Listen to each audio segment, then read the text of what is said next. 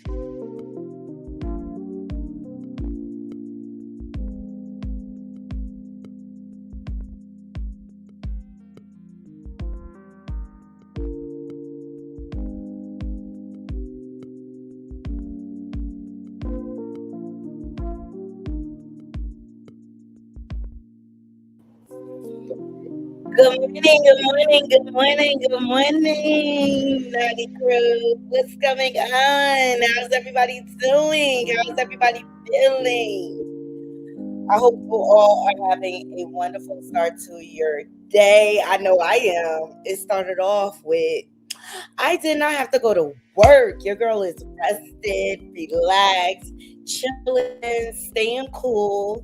I hope you all are doing the same thing. Hope you're staying hydrated. But welcome up in the room, Naughty Girl. Yes. Shout out to y'all. Thank you so much for always being here and showing up for me. Welcome to the Naughty Love Movement, baby. How's everybody doing? Yes. I see all my queens loading up in the room. My kings, where y'all at? Y'all always late to the party.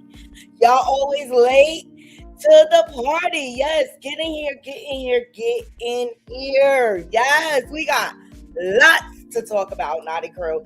And I want to hear from you. We're going to get the conversation going. There is a poll, and I would appreciate it if you all participate in the poll. And also, we set a goal. And I will hope that my naughty crew will help me reach my goals. Okay, so that's why we're here, to push each other, move each other forward, support one another. Yes, like this video. Help us get into the algorithm. Share this live out. And if you're not subscribed, what are you doing?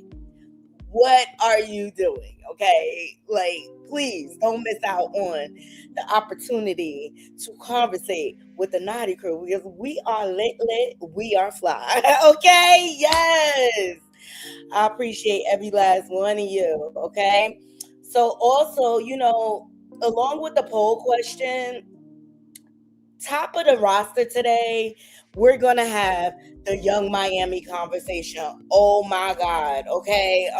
But naughty crew, do you think black women or the black community as a whole, however you wanna put it, do you think we are punishing Young Miami for her relationship with Diddy? I want to hear from you. I want to hear from you. I want to hear from you. I want to have the conversation, naughty crew, because people are hot and bother baby behind the Spin That song, the song of the summer. I brought it up here many, many times on this platform, and I gave my opinion. And we love boosters in the hood. So, like, it is what it is, okay? And they're not going to be the first ones, and they're not going to be the last ones, okay? Did we forget, like, that our whole culture was boosted upon by the clear men, okay? Let's just talk about it. Let's just talk about it, not cool. Come on. We're going to have a conversation. We're going to get into Young Miami. Everybody's coming out windmilling. I have all different perspectives so that we can come up with an educated opinion on this, okay? And we can all to agree to disagree. We can all agree, all right? But be respectful, okay? That's all I ask. Just be respectful. Respect the community guidelines. Watch your language in my chat, okay? And if you feel the need to express yourself through using curse words, I ask that you misspell them, okay? So get these likes up, get these likes up, get these likes up. Yes, shout out to everybody joining me on the Instagram, and shout out to everybody joining me on Facebook. You guys, make sure you follow me on all of the free platforms, okay? We're everywhere. We're everywhere, and that information is scrolling below. We on the gram, we on the tickety talk. Matter of fact, I'm trying to be live on TikTok right now, and my other devices are acting up. Y'all get these likes up, get these likes up. How's everybody doing? How's everybody feeling? We also going to get into Cardi B versus AkbarV, and I'm just really AkbarV, we tired. Can I say we just tired? Like, you are doing the panhandling for Nicki Maga Minaj. You are Nicki Maga Minaj's biggest bootlicker. And this is why you're doing this, because you need to stay relevant in the algorithm. So you do the panhandling and the bidding for a woman who's married to someone on the list, okay? We all know what we're talking about. Who don't give a F about you. Who don't give a F about you. Never mentions you. And you feel like that gives you license because you align yourself with women who are male identified and are rapist sympathizers and spouses. Yeah. You think that's cute. But I understand it because you are a documented unfit AkbarV, and that's your biggest envy with Cardi, because she's a good mom. Yup. Y'all get in here, get these likes up. But we're going to dig in. We're going to dive in. I also want to get into Pooh Sheisty, okay, and Gucci Mane, the whole situation with them. Some video footage has leaked, okay, and I want to dive into that topic. And last but not least, King of Womanizing University, are real life polygamists. And if you haven't seen the series on Netflix, I don't know what you're doing. I don't know what you're doing. Tasha K say it's good. It's good. Auntie Raj, she say it's good. It's good. It's really, really good. And Blueface is the real life polygamist. Y'all get these likes up, okay? But we're gonna get into the pathology and the ideology of the women he chooses to prey upon, because that's what it really is. And if he keep it up, he gonna end up with something bad, either something that can't be fixed, cured, or remedied with money, or one of them girls really, really, really going to get at him. I'm telling you, watch The Polygamist. I referenced that. And right now, he feel like he went in the way he's dominating and disrespecting and exploiting these women, but they're allowing it. They are absolutely allowing it. Please get these likes up. Share this live out. Let's get into the algorithm, okay? And then Chris Brown, we're going to get into his lawsuit, ultimately coming to a conclusion. He got to pay some dollars. Yeah, he's liable. Yep. Yep. Chris, I know it's a bill, but you got to pay it, buddy, okay? I be trying with you, okay? And then, of course, we got Rest of Coleslaw Crash Out. I forgot to put her in the title because I'm absolutely sick of her. Yeah. Sick of her gaslighting and lying. Like Resta Coleslaw Crash Out. Aren't you supposed to be training or something? And why you gotta do so many things in one day? You're such a workhorse. And you didn't even have a fit change. Like, girl, you went from the weigh-in, you did double interviews. It's weird. It's weird. So up first, y'all, let's get into Young Miami. Okay? I definitely want to have conversation with you guys. And like I said, participate in the poll. I posed to you, do you feel like the Black community or Black women specifically, are they punishing Young Miami for her relationship with the diddler? Okay, she mentioned in all sorts of lawsuits, okay, no charges ever came about or anything.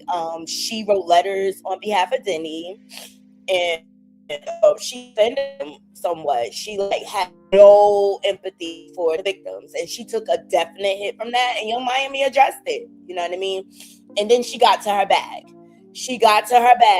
And people do not like that the song promotes theft, being negative connotation. Number one, she's got the conversation going, okay? Everybody is talking about this, okay? And you either hate it or you love it, okay? The other people try to, say like, oh, they promoting it to kids, but Young Miami's not those kids' parents, okay?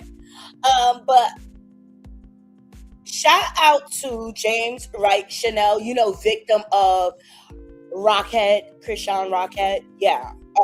Yeah, love him down to the ground. He's back, baby. He's back. Y'all get these likes up. I want to dedicate this to my girls in the church. I want y'all to spin that shit. Where all my scamming church bitches at? Spin that money, yeah. Fucking deacons in the back. Spin that money, yeah. Spin that shit. Spin that shit. Spin that shit. Want to spin that shit? Spin that shit. Spin that shit. Spin that shit. Yeah. Spin that shit. Yeah. I want to dedicate this to my girls in the church. Shout out to James Wright Chanel. You did that, baby. We love you. We love you. We love you. You love you. We love you. Come on.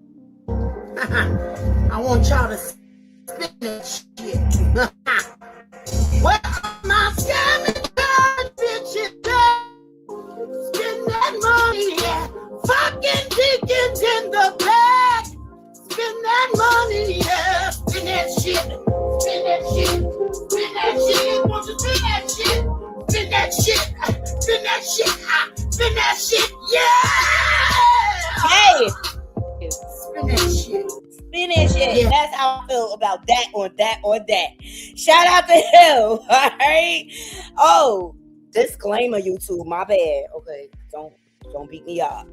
Everything we discuss here falls under the Copyright Act of 107. Fair use commentary. We're just here for entertainment, educational purposes, and to give our opinions on the trending topics. We do not condone bullying or harassing. Okay, we're peaceful here. Yeah, we're zen. Yeah. All that good stuff. Shout out to TikTok. Hey, y'all. Right? We don't own it. All right. So this copy disclaimer is my description box. I love me some James Wright Chanel, which I thank y'all. Okay, James, I feel you, boo. I'm glad you back. Your teeth is fixed. You keep your foot on Crystal Rock Tart's neck and get all your coin. You hear me? Get all your coin. That 304 could run, but she cannot hide. And at some point in time, because she just got a payday for that fight, she could have paid you your money, baby. Make sure you keep it active. Keep that case active in the system. Don't let this 304 get away for laying her dirty bottom foot hood booger paws on you. Hallelujah. Yes. Good morning to my naughty crew. Yes, we are here.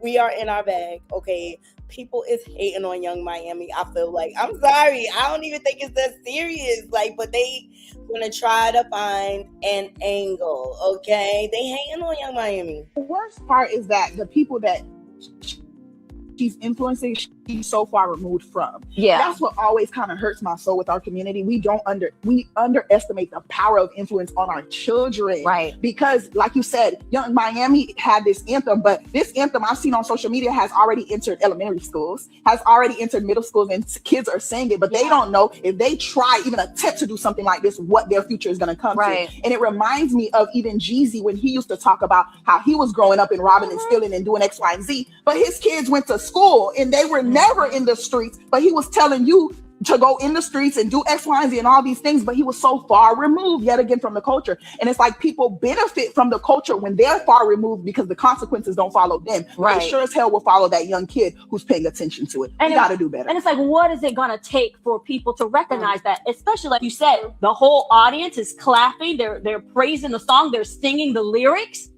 Where is our mind? Where's the mindset at? I've literally never seen a beat that happened on BT where somebody came out and everybody was singing a song. I literally couldn't believe it. It was sickening to see, to be honest, because of the song. If we're being honest, the song itself is trendy, it's catchy, it's romantic, but it's like, I just want us to pay attention to really what's going on. And I'm not going to sit here and say, oh, don't listen to those songs. It's unrealistic to say that, right? So we can listen to the songs, but we have to be careful and mindful of how we're influencing with these songs. The worst part is that the people that she's influencing.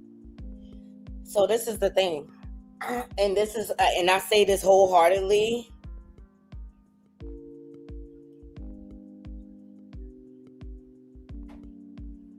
Why are they choosing Young Miami song? Because this has been going on in the culture for years, okay, with rappers, bringing the streets to their music, exploiting women in their bodies and their self-worth.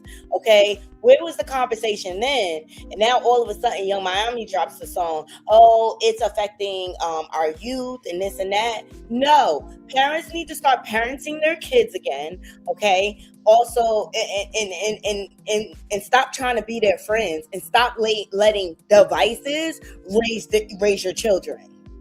Let's start there. That's not Young Miami's responsibility.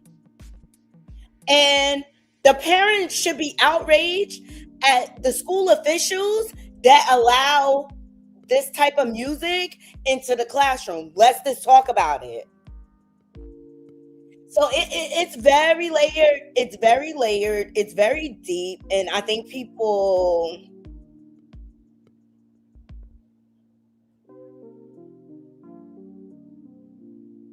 This has been going on.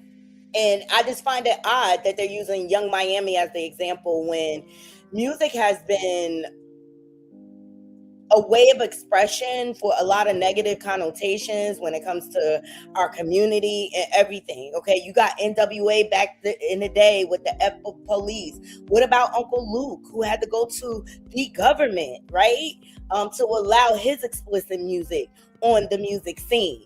Okay, so it doesn't just start with Young Miami. She's just highlighting what is going on around her from where she comes from. I mean, her former bandmate JT was in prison for credit card scams. You know what I'm saying? And she's speaking on her experiences and where she comes from, okay? Like everybody else. And the music industry has been controversial. The controversy sells. And some people choose to do it in a wholesome way, like an India Arie, and some people choose to be ratchet and ghetto with it. Who are we to limit her expression? You want to talk about her promoting thievery, scamming, thieving, and look who's running the country. Thieves. Participant in PDO-like behavior activities, okay? And that's how we're going to put it for YouTube. It's up to the kids not to act on it. Parents have to parent, in my opinion. Exactly, CC. And if your child, and I feel like a lot of the parents now, they put a lot of their children in a lot of adult situations that they don't need to be in. Look how long it took for Miss Shirley, her mom, to actually get her around actual children her age to do the content. And it could have been that. And I see a lot of children influencers, you know what I'm saying? And some parents choose to put them in adult situations before they are capable and able to even comprehend or navigate those social environments. You know what I mean? So the whole outrage with India Arie on the night of the BET Awards, Young Miami came out to present an award, right? And the audience received her with singing her hit to her. And I know that had to be a moment for her. And say what you want, it's a bop, right?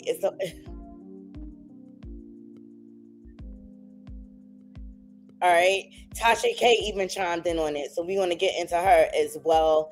All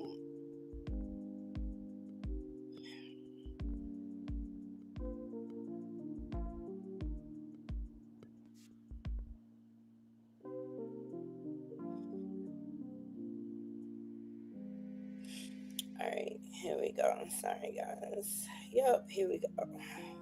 Shout out to Music 101 CEO for this clip. Okay, so that's when she and everybody was singing to her, right? So India Arie made a comment. Look, everybody is just like, okay, I know I got me a little TikTok in Times Square to the song. I think it's catchy, you know. I mean, yes, it talks about scamming and thieving, you know, but people gonna get it how they get. I'm just saying. And guess what? The people that commit these crimes, they're going to have to pay the consequences for it. That's it. They know what the risk is. All right.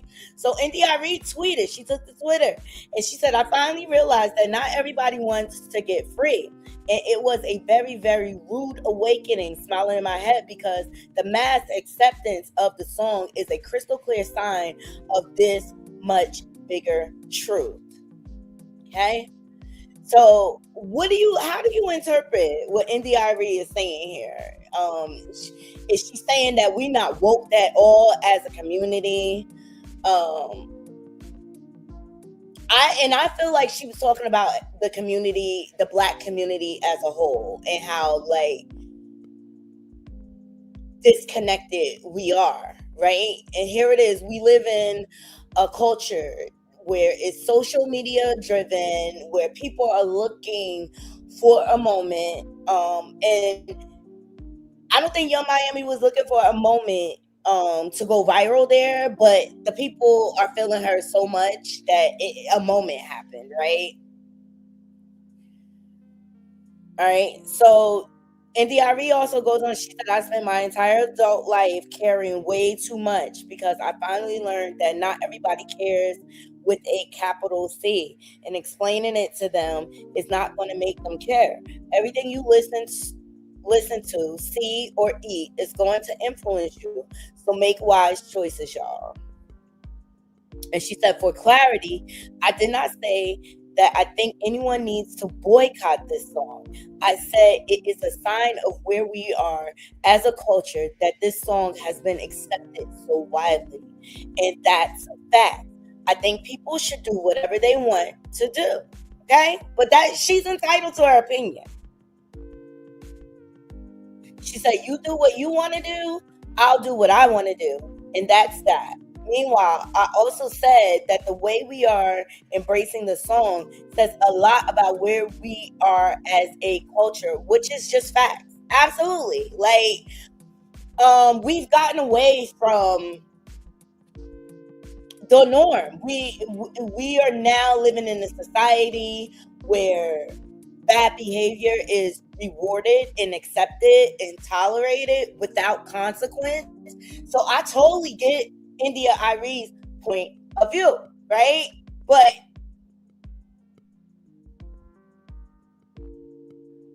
is that fair to put it on the whole community? Because people are at different stages in their lives, and the audience that Young Miami Spin That Song appeals to is a way younger generation where they're still trying to get there, right? They're still trying to get to that point where they think on the level of Arie, right? I just think I don't know. I just think people took it out of proportion, but I appreciate Arie, and her perspective. She even came back to give some clarity. Once again, she went actual live instead of tweeting. I guess she got tired of tweeting. What's up? Or whatever. Y'all like the video? Oh boy. Hello. Hey, hello. That's the Erykah Badu version, by the way. Hello. Hey, hello. Okay. I have marks for my glasses. My third album, Testimony Volume 1, Life and Relationship, turned 20 years old on Friday the 27th. Of course, she has to give like a plug for her stuff, right? So, and part of me feels like Arie is loving every minute of this. As conscious as she is, she's loving the attention. You see what I'm saying? Like, she's loving the attention because she has the opportunity to plug her art, her work, her music, right? And I'm not even mad at it. It snuck up on me. Somebody had to tell me. And so that's why I'm making a video right now instead of writing about this on my Substack, which if you know me, you know, I like writing on my Substack. And you don't need to see that bowl back there. Okay. And I've been in the blogs a couple times this last week. And so I wanted to come and talk about these things. Let's talk about the easy one first. It is being wrongly reported that I think we should boycott this song of the summer. I'm not going to tell you what it is because I refuse to sing that song, but either you know what it is or you don't. And if you don't, you can go find it. It's very easy. But I don't think we should boycott. What I want is to see people understand the power of words and music and to make choices that are healthy for them. That's what I want. Do I think it matters what I want for people? No. I have finally learned that it doesn't matter and that there's no amount of sacrificing my life force energy that is going to make anybody want anything better for themselves. All I can do is emanate what I emanate, stand for what I stand for, and hope that it reaches who it's meant to reach. And that's it. And that's all I'm going to do. And so my comment makes it very clear that I don't think we should boycott. My comment is tantamount to everybody doesn't want the same thing. And there are a lot of people who are saying it's just a song. Well, if that's what you think, enjoy. But what I know is that music has power. But of course, I have used that power to help some people. And I have traveled around this world twice. And I see the impact of what we export out of the Black American experience to the rest of the world. Longer story for another time, but I've seen it. So I know, and I'm telling you what it is, but you enjoy if that's what you want to do. And I will enjoy doing what I want to do. And that's why I don't think anybody needs to boycott. I think people just need to make choices for themselves. That's what I think. That's one. Two, also, this is a short version of a longer video. I put a much longer video where I go into detail about these concepts on my Substack. So go check that out if you're interested. Two, I was also in the... But, okay. Do y'all think, get me up here. I feel like, although she took her stance and she doesn't like what the song stands for, do y'all think it's cool for her to continue to clout chase off the situation and garner benefit out of the situation and continue to bring more? Because all you're doing is driving people to Young Miami and to liking the song by you opposing it. But what do y'all think about her profiting? She may not be in agreement with what the song stands for and everything, but she's still profiting off of it. Do y'all think that's right too? Did we need a video? We heard what she said. We saw it. We read it. We all read it. Do y'all think it's fair that she gets to clout chase the situation? And she's entitled to her opinion. And I appreciate and respect her point of view. But she's still profiting off of it. With my scamming ass niggas, I'm saying. The blogs because I made comments about Clive Davis. And I said, watch what kind of stories you're going to see coming out about him. I signed my record deal when I was 22 years old. And so I learned about human nature through the lens of the music industry. So I got a full hot dose of all of it. And I know what kind of stories are going to go. I don't need to say anything more because you're going to hear the stories. You're already hearing the stories. If you're on social media, you hear some of it's true, some of it's not true, some of it's conspiracy, some of it's, exaggerated, but a lot of it's true. And it's not my place to tell stories of people close to me, but I've heard some stories and I have my own experience. And again, it was wrongly reported that I talked about our working relationship. I did not have a working relationship with him, but I was certainly at the effect of his power. So I go further into that on my Substack if you're interested. And the third thing, when I made the Clive Davis comments, people were saying, well, speak on it, sis. Like, tell us what you think. Like, like they wanted me to, because in my comment, I said, I don't need to go into my story because people have far worse stories than me. I called my experiences with Clive Davis an irritation, and it was an irritation. But I have stories. And that's why I decided to make this video today because, again, I go into the longer version on my Substack, but Testimony Volume 1, Life and Relationship, turned 20 years old on Friday, June 27th. And the record label executive that I did that album under is the one and only I did with this executive, was honored the other day at the BET Awards. I don't need to say her name. You can go find her name. You know who she is if you watch the BET Awards. And she did things to me that were so hurtful and so offensive. And I go into that in the longer Substack video. But what really happened in that era was coercion. That's how I know what coercion is. I know a version of it because coercion is when somebody puts you, why is my rap doing this? Coercion is when somebody puts you in a situation where you have to decide if you're going to destroy everything, destroy yourself, or do what they're telling you to do. And I signed to Motown under a different record label executive. So when they kicked him out, I had to stay with her. So all the things that me and this other record label executive had planned, I had to recalibrate. And that she coerced me into things. And there's a much longer story, again, on my Substack. But the thing I want to share with you today is that Testimony Volume 1 had 2 album covers. I'm going to put them here on this video. One of them was the one I had for a good 8 months. And to me, that was the cover. We worked so hard on this cover. My graphic designer, Anna Valencia Lee Brooke. Is that your whole name, Anna? I don't know why that just came out like that. But she's really my friend, Anna, who is also my graphic designer. We met through Motown. She worked on that cover so long, and we just both knew that that was it. And then this record label executive basically said, well, you don't have to put your album out because I don't like it. She said I looked too muscular. She even used the words, it looks like Serena, which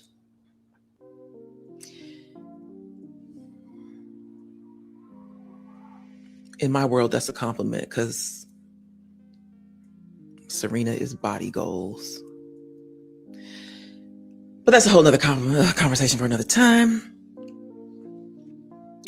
And they forced me to either not put my album out or make a different.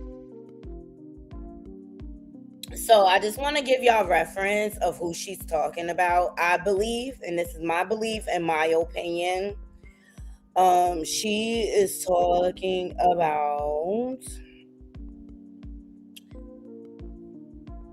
Sylvia Ron, I believe.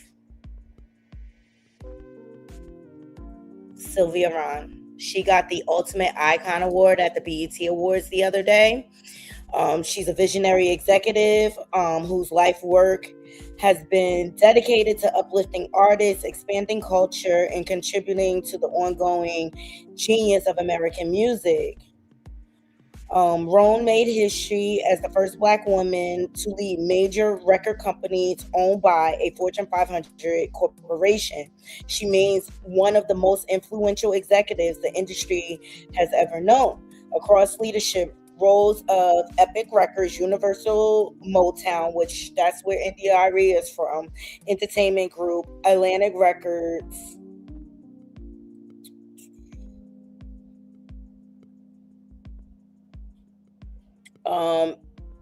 East West Records. She consistently transformed business and identified and developed generations of iconic artists like Missy Elliott, Busta Rhymes, Stevie Wonder, Lil Wayne, En Vogue, Tracy Chapman, Erykah Badu, Brandy, Kid Cudi, Gerald Levert, Anita Baker, Tamia, MC Lyte, Yo-Yo, Yolanda Adams, Akon, Fabulous, Old Dirty Bastard, and more. Okay? Notice Arie's name was not there, baby. Notice. So that's who I believe she is making reference to. Okay? And I think that bothered India the most. The fact that she got the Icon of the Year award. Okay? Different cover. And I made a different one. And the one I made was ridiculous to me at the time. Have you ever heard the saying, a horse is a camel is a horse? The saying, scratch. The saying is, a camel is a horse designed by committee. You get it? So it's basically saying like, what's this weird thing that looks like a horse, but it's not a horse? Because once everybody has their hands all in it, then it turns into this weird thing. And that's how I felt about the cover that most of you have seen for Testimony Volume 1, where I'm standing in front of the tree and I got the skirt that's blowing back. I'm standing grounded in front of a tree. They made me do that. There's a lot of editing, the head, the angle of the head. They edited pieces of my hair in, and it just ended up looking like this thing. In hindsight, I don't dislike it as much as I did back then, but there was the coercion piece. So of course, I hated it at the time, but it's what I had to do. Otherwise, my hair would have never come out, and Heart of the Matter would have never come out. Good Morning, There's Hope. These songs would have never come out. So I did what they told me to do. But the album cover I like. It was good. They let me use it for the UK release. And so it lives somewhere out in the world. And I'm proud of it. What I'm really proud of is everything that I've made it through, and all the ways that I've grown, and all of the wisdom that I have gained and earned. And this is why you see me saying stuff about the music industry sometimes, because this is the world I come from. There are so many things that I don't address, that I look at and roll my eyes and look at and laugh and be like, what are people doing? A lot of things. I have opinions about everything like everybody else. But when you hear me commenting on something, it's because that's a place that I know is mine to comment. And that's why I made the comments about the song of the summer. And that's why I made the comments about Clive Davis. And that's why I'm making these comments now, because I signed my record deal at 22 years old. And I most certainly have things to say about the state of the industry today, about the culture, because I speak from a place of wisdom. And I'm celebrating that today at the 20th anniversary of Testimony Volume 1. I'm going to end this on, I am not my hair, I am not this skin, I am not your expectation, no. I am not my hair, I am not the skin, I am soul that lives within. Let me tell you why I just sang that, because it is on Testimony Volume 1, Life and Relationship. But there's a much longer story about more of the coercion, which then making me do the song with Akon, which I did not want to do. Them making me do, messing up the song royalties, all kind of stuff. I talk about that on Substack. But the reason why I wanted to end this on that note is because I want to say here what that song is about. Yes, on one level, it is about hair. Yes. But on a deeper level, it's about self-definition and not allowing the world to tell you who you are. Because that's what people do. They look at you and they go, oh, you're that. You don't know who I am. And that's what I am not my hair is saying. I am not your expectations. I am the soul that lives within means I'm a much bigger story than you can ever know. You don't know my story. And that's what the song means. And at this point in my life, at this, 28th year in the music industry, 25 years since my first release, 20 years since my second release. Voyage to India is going to be 25 next year, September 25th. She's a Libra. At this point, I am more self-defined than ever. And that's why you hear me saying things, putting things on threads, writing on Substack, making videos, saying things, because I'm not attached to who likes me and who doesn't like me. I'm not attached to who agrees and who doesn't agree. So I say what I feel is appropriate and needs to be said out of my mouth. And some things are for me to comment on and some are not. And so I'm not explaining myself here today. I am clearing up some things, but also I'm celebrating something bigger, and that is the soul that lives within. Okay. If you want to hear more of this story, go to my Substack. If not, you heard what I had to say. I love y'all. Peace. We love you too, Arie, but it's something, and I don't think she's coming from a bad place. She's coming from a very conscious point of view, based on her experience in the music industry. We all know the music industry is demonic.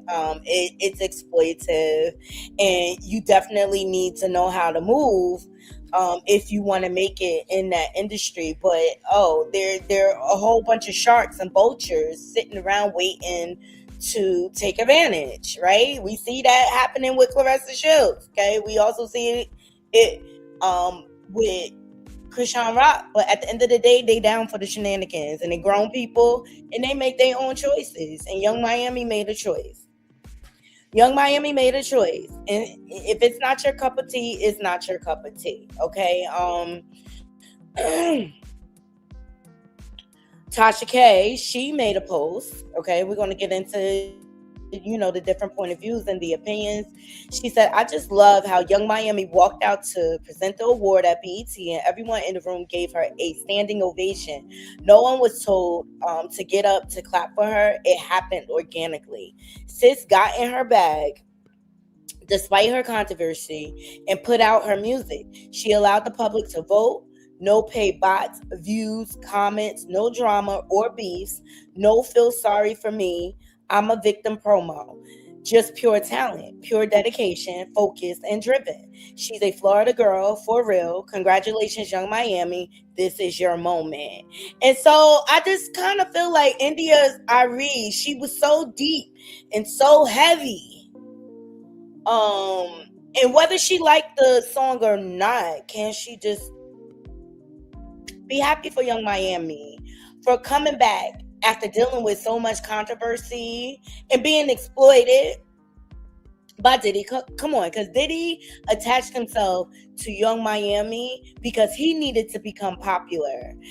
All of Diddy's moves, they are calculated, okay? He needed to become relevant again. So that's why he attached himself to Young Miami. And I think Young Miami was very naive.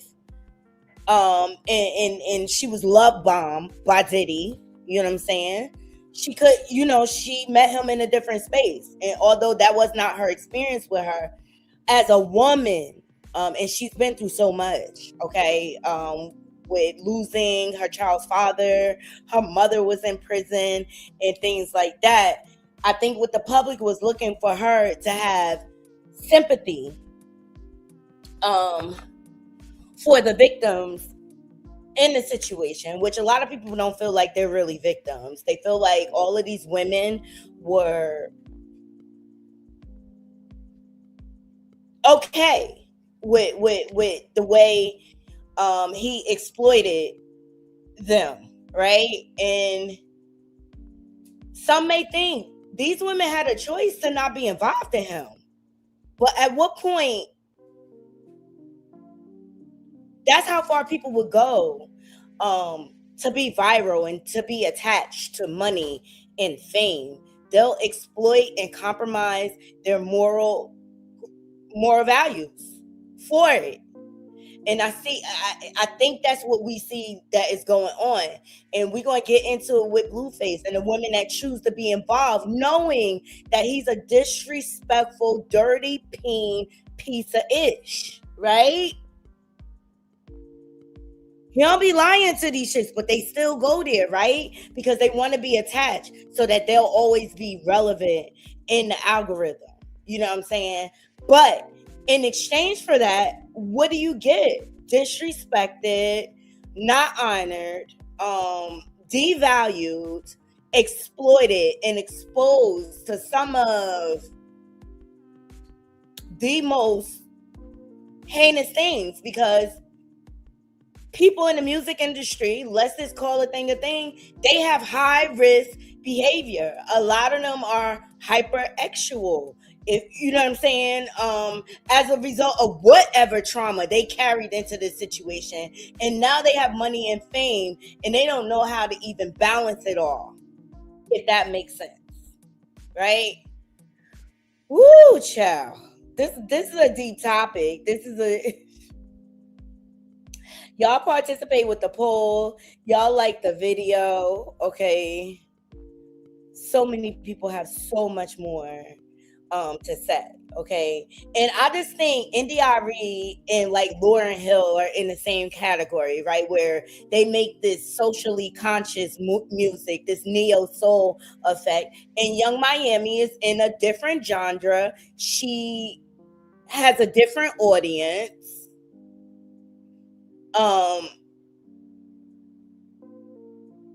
Yeah. Sometimes I think people are just looking for a moment, even in Arie. As wholesome, as humbled, and peaceful, and I honor and respect her. So please do not take what I'm saying incorrectly. You know what I'm saying? I honor and respect her point of view, but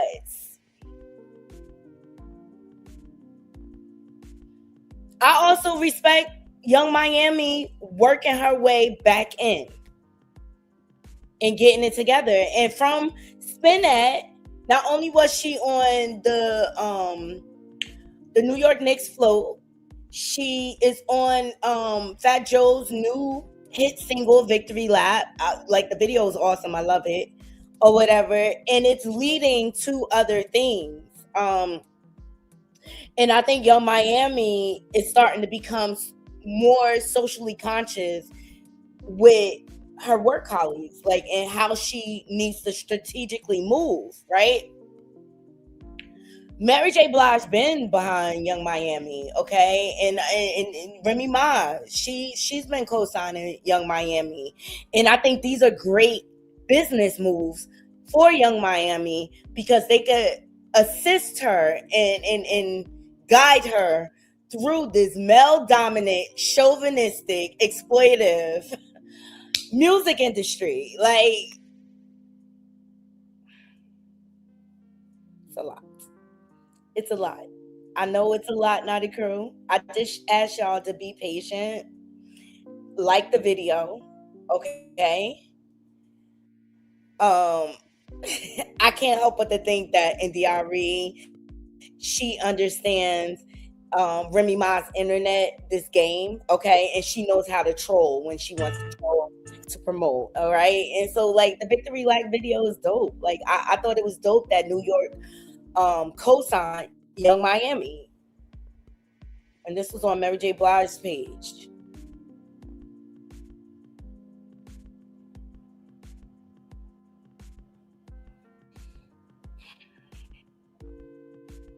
Oh, child. So everybody has like these strong opinions. They have these strong opinions. I love the remixes, and I also love even I'm gonna get into Lisa Ray. Like, people felt the way about Lisa Ray making her ticket off of Spin That, and I'm like, oh, we got the diamond bag from Players Club. So you see how people have different perspectives on the situation. They have different perspectives. Like, I'm like, damn, Lisa Ray, she looking dope. She look good. She look good for her age. She look happy. She still don't know how to choose no man, but she looks good, you know? She looks really, really, really, really good. I don't care what nobody say. Like, and I don't care. I like that. And see, this is the way you bridge the gaps between the elders and the youth, right? And I'm a firm believer. If you've been on my channel long enough, I firmly believe like we can learn a lot for our youth, and we need to give them a lot more credit. You know what I'm saying? Like, if it wasn't for my daughter being patient with me and teaching me like how to edit and stuff like that, like, I wouldn't be here with y'all.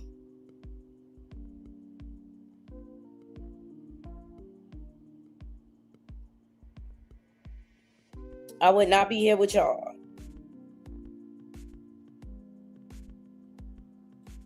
All right, so let's get into some CCs and what they think about the whole Young Miami stuff, okay? Y'all like the video, like the video, like the video. Thank y'all so much for being here with me.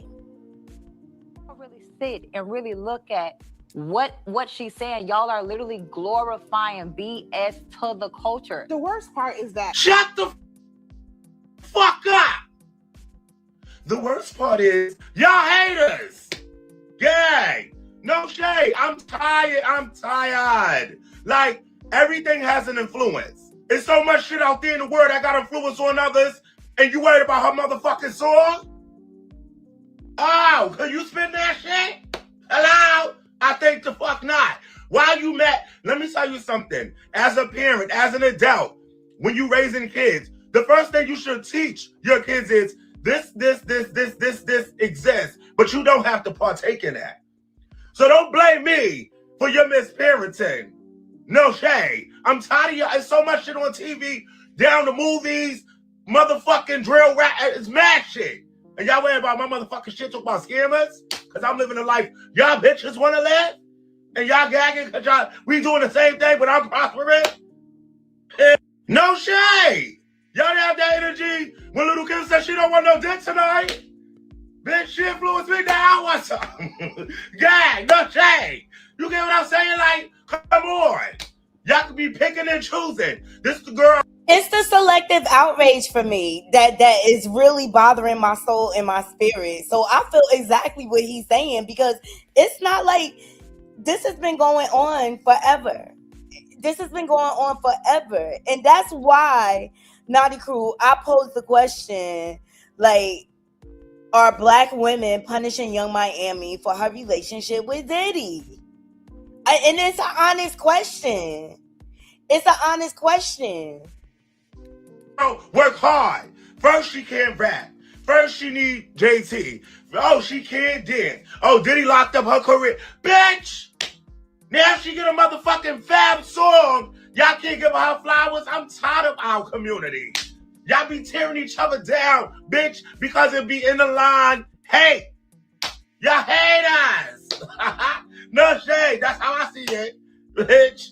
Guy, like, come on, y'all sit up there having a whole fucking talk show. It's mad shit and current events that y'all could be talking about, but y'all paying it and talking about her song because she on Billboard. Let her work her fucking area. She work off that. Don't take her to work off. It's called, and shout out to Boxing Eagle, it's called engagement farming, people. That's why the BET Awards invited Clarissa.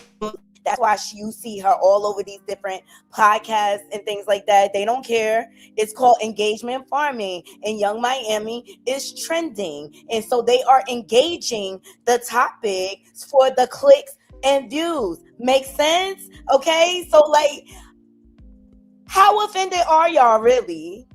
Because y'all making y'all coin off of it by having a conversation about it. Child. Off of that, bitch. Save it for David.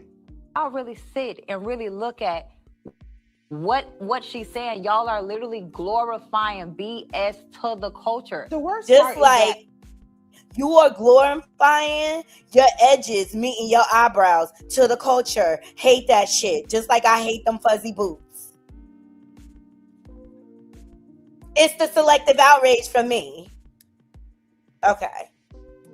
Shut the fuck up. The worst part is, y'all haters. Period. Yeah. Period. No shade. I'm tired. I'm tired too. Shout out to Tyrone B. Love you down to the ground, boo. How you doing? Seriously. It's the selective outrage for me. Okay. Yes. Y'all get the likes up. Y'all get the likes up. Y'all get the likes up. Okay? Like, let the girl live. And that's how I feel. Let the girl live. All right? So here come another clout chaser. Instead of staying over there in her lane, but she got a new podcast to promote and she want people to watch her. So here she come giving her goddamn opinion that ain't nobody asked for. Ain't nobody asked for. Nikki Gilbert. Let's get into it, Naughty Crew. Let's get into it. Like, I'm digging deep today. We got time today, Naughty Crew. Y'all like this video? Shout out to the Jasmine brand. Shout out to the Jasmine brand. And Pooh say, I got something for you later, bro. Sit on the back seat and you wait. All my scamming ass niggas say, spend that money, pop them tags. Oh, spend that shit. Spend that shit. Okay, we're going to talk about all of that tonight. So let's talk about Spend That. I want to talk about Spend That. And the reason I want to talk about Spend That, which is the new latest like big record that everybody's talking about and everybody is, you know, I've been scrolling through the internet and I've been seeing, you know, little babies doing the Spend That dance, which is crazy to me, right? I hate the song. Carisha is beautiful. I think she has a fun personality. I'm not really familiar with the City Girls. You know, I'm definitely like a little old auntie when it comes to all my scamming ass say, spend that money, pop. And if we out here, and I get it. I get the argument that, well, girl, ain't nobody really finna be out here boosting. That's you with your grown ass who shouldn't be bopping around to that ignorant shit anyway. But to the young, impressionable young women, many of whom I know in my family personally, who have had issues with boosting and stealing and shit, who miss time with their kids, who weren't able to be present as parents because they were locked up for boosting and scamming.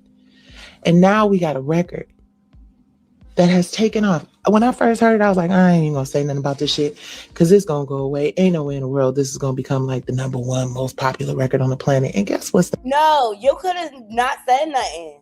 But y'all gonna learn, y'all gonna see. By y'all saying something, y'all are bringing more attention and giving her more clout to the song. And y'all clout chasing Young Miami. Y'all clout because you want your podcast to pop. Whatever notice the common theme, people, but they don't like it. They don't like the song. But they gonna give us 20-minute long reels talking about how they don't like the song and promote their podcast. Like, come on now. It's a double-edged sword. I'm sorry. done happened? It has become Not sorry. the number one of debuted on Billboard at number one. People are talking about the possibility of it becoming a Grammy. And if we out here, and I get it. I get the argument that, well, girl, ain't nobody really finna be out here boosting. That's you with your grown ass who shouldn't be bopping around to that ignorant shit anyway.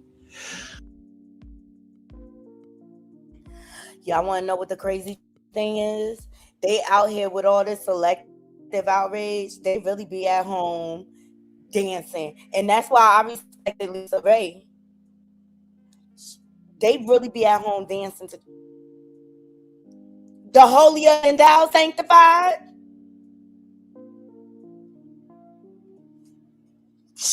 Come on, James. Tell them about themselves, James. Like, cause I can't with these. In the church. I want y'all to spin that shit. Where all my scamming church bitches at? Spend that money, yeah. Fucking deacons in the back. Spend that money, yeah. Spin that shit. Spin that shit. Spin that shit. Want to spin that shit? Spin that shit. Spin that shit. Spin that shit. Yeah. Spin that shit. Yeah. I want to dedicate this to my girls in the church. They need to stop with the holier and sanctified. Chill. Let's keep going. Let's get into Lisa Ray. I love her. Like sometimes, come on, Lisa Ray was diamond in Players Club, okay? Of you celebrating Young Miami song Spin That. I'm sure you broke the internet last week. I love it. I did see it. And I'm conflicted. Why? Actually, I'm conflicted because I don't believe in the words of the song. You know, when I was listening to it before I did it, I said, wait a minute, what are you saying? I said, although, you know, I know about that life. You know what I mean? I've been part of the shenanigans of that life. You know what I mean? I've had friends that I've placed orders with. I've had microwave stocks and coke. Come on, and that's my thing. Like, come on, don't act like I ain't supported a booster. Come on. I have participated. I owned it right away. You know what I'm saying? That's why I get the satire of the song. You know what I'm saying? Like, that's why you gotta respect Diamond Lisa, right, girl? Oh, you know what I'm saying? Brought to me. However, I was young, dumb, and as they say, full of cum. You know what I mean? So really, you know, I really did it out of fun and just being part of a challenge. I did announce that I joined TikTok, and so I had given everyone my TikTok account. And see, Lisa Ray gets the assignment. And come on, what happened to us having fun? And that's what I took the song as a fun satire. And Lisa Ray, she took the song as a fun satire. She looked good for her age, okay? Everybody know her for her dancing in Players Club. So she gave us a little throwback, like I still got it, while promoting her TikTok. It's trending. That's all. All these fake ass church women who be sleeping with men out of wedlock, all type of stuff. You know what I'm saying? Going judge Young Miami. And it was like, what's going to be your first video? So I had the young folks around me and they was like, do spin that shit. I was like, oh, I can spin that shit because I be spinning that shit. You know what I'm saying? Is what I was saying. So I get up there to do it. And as I'm, getting, ready or whatever. Yes. I'm listening to it and all I keep hearing is spin that shit. Spin that shit. So I'm with that, right? When I heard something stuffing in that bag, I was like, what bag?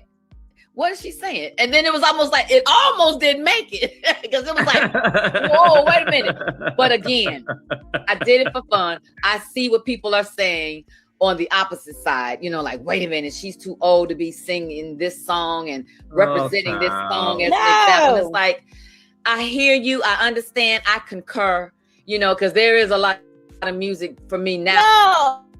No, you still young at heart. I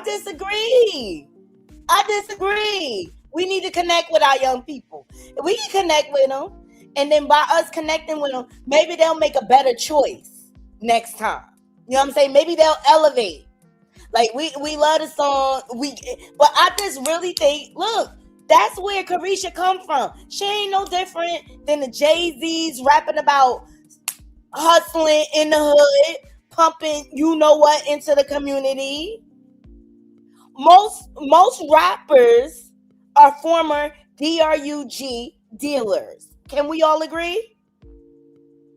And they rap about it. This has been going on. So why you mad at Lisa Ray for having a little fun and connecting with the young people around her? She's a responsible adult. She know better. But we also know where that scamming, boosting culture comes from. Right, wrong, or indifferent. Y'all like the video. Yes, come on. Nowadays, it makes me go, why am I dancing to this? What is going on? Somebody. Come on, we all got that bop, that guilty pleasure when you getting in the car and the song ain't ish or whatever, and but it just do something to your spirit. You just be in the car bopping or whatever, and you know the person who's singing it ain't ish. You know what I mean? Come on now, we all got a song. And I just think people are taking this way too serious at this point. I got to be responsible. Is this where radio and music is going? So as for that side, I get it. The flip side of that is even if my grandbaby asks me, Gaga, what are you doing? It's like, it's only for fun. Yeah. It's not to be taken literally. You know what I mean? So I have to take responsibility as well. Yes, I do look good in it. And really, I was not trying to show out because I didn't really know how good it was going to come out. I was just, again, having fun. And then when I looked at all the comments, it was like, okay. Ooh, child, this conversation. Shout out to Carlos. Lord. And shout out to Lisa Ray. Lisa Ray, I loved it. I don't care what nobody say, okay? All right, y'all. Let me give y'all a trigger warning. We got to get into Trick Daddy. His opinion matter too. He definitely disrespectful with it, but that's who he is. We all know that's who he is. I mean, his name is Trick Daddy, okay? So I don't have any high expectations when it comes to his opinion, but he always going to push forward and support his Miami females, okay? He hands down, he gonna support his Florida girls. He always been like that. He always been like that with Trina, and he like that with Young Miami, and he not gonna let nobody disrespect his yard. Do that make sense? Okay. Trigger warning. Let's go.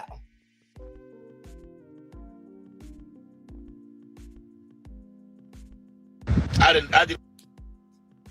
deleted the last live because I had some more shit to say. I got some more shit to say. I deleted the last live. I'm coming back because I got more shit to say. More people come in the room. I got more shit to say. And mind you, this is on the tail end of him, his failed performance. He got kicked out of the AKA performance, which I think they set him up because how they didn't know what Trick Daddy music was is beyond me. But I think they was trolling him and he knew it and he cussed their asses out. And I would have too. They was trying to create a moment.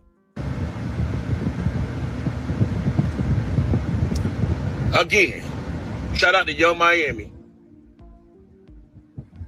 Got the hottest record in the fucking world. Not just the country. The hottest record in the world. They singing this shit in China, in Russia, Ethiopia, goddammit. Shout out to Young Miami. One of the baddest shit, the finest little shit in the game right now.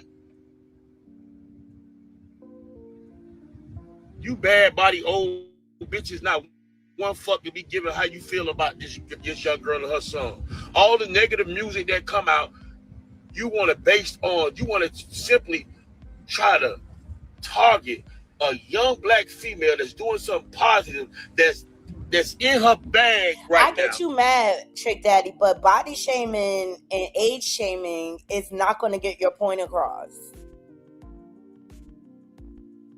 Actually, you diminish the whole meaning behind your support by doing that. Let me just say that. We here to learn lessons, Naughty Crew. I ain't saying I agree with Trick Daddy. I'm just saying he have a point of view.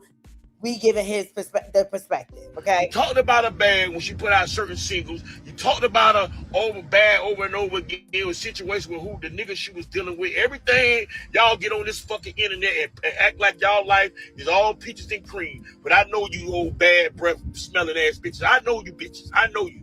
I know you mad. I know you hoes is mad and you jealous. You look at that young fine girl on that stage rocking East clubs each and every night, these appearances, these hosts. She dropping her hottest single out there. Young Miami, you got not let these old ragla ass bitches deter nothing you trying to do.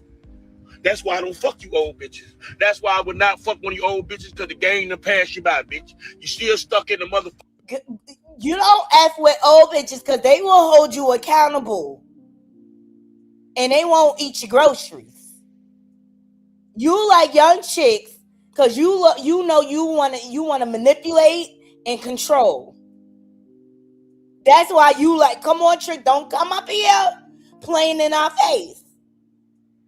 Don't come up here playing in our face, Trick. You don't want no old chick because she wise and you can't run game on her. Yeah, let's keep it real. Okay. Fucking 50s and the 60s. I don't want no old bitch with no gray hairs on her pussy. Let me explain something to you hoes. You hoes want to be celibate. I'm celibate. I got my LLC and my credit score 800. Stick your 800 credit score up your ass and your LLC. Oh my God, what they LLC and they credit score got to do with anything? Trick, I'm trying with you.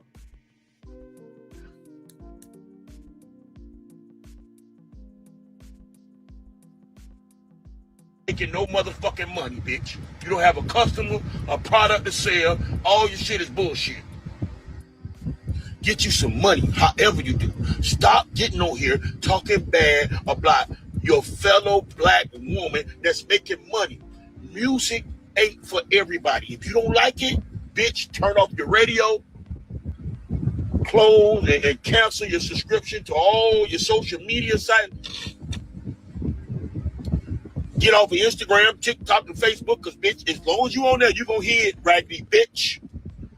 These young hoes don't want to leave their man. They want to be happy. These young women of the day, these young bitches of the day do not want to be old and miserable like you for the rest of their life. They want to smoke a hookah, hit them a joint, take them a shot of Don Julio or Patron. They want to get flued out. They want to put that shit on and get fucked real good, you dumb, ignorant bitch. On behalf of Young Miami, kiss every bitch ass in Miami. If you think we give a fuck about how you feel, then go spin that shit, bitch. Tell them I said it, ho. Now, I'm going to post this live because the first time I ain't say everything I want. You just so disrespectful. You just so disrespectful. Like, how is that helping Young Miami?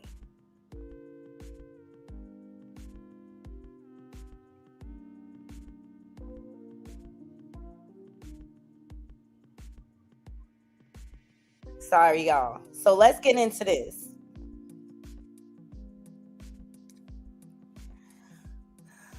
All this outrage. Y'all remember Soldiers by the Destiny Child? This is like probably one of the last songs. They talk about dating gangsters and hustlers and everything. What happened? What happened? They said if my brothers ain't hood, I ain't checking Destiny Child. Not innocent Destiny Child, baby.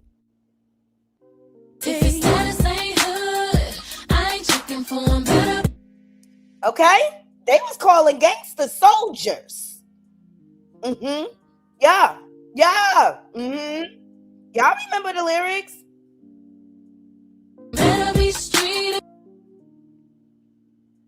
T.I., okay? Give it to me now.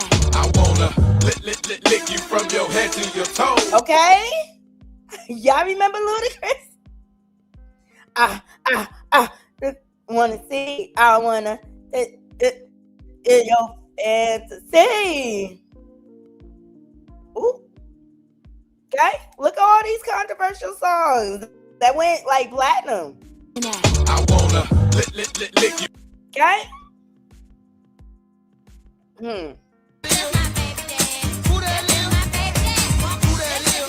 Okay? Who that is? She said put it in her mouth. I said her motherfucking Come on now. Y'all not mad about these songs? Put it in the mouth. This was the most disgusting song, but it went hard. They used to play this like last call because everybody lit and they trying to figure out who they going home with.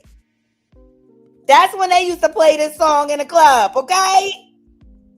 I said her motherfucking mouth. Y'all mad at Young Miami talking about scamming? Child, y'all get these likes up. Mm-hmm. Uchi wale wale, uchi bang bang. Young Miami ain't the first that did it, and y'all always dancing to these songs. I don't care what nobody say. I don't care, Naughty Crew. Don't come over here playing in my face.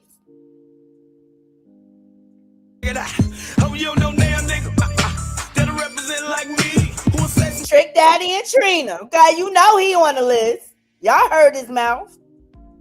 You gonna fuck it in the back of the bus and feel 3-6 Mafia. Shall we keep going? A lot of faces, seen a lot of faces. Lil Kim, Candy Kim.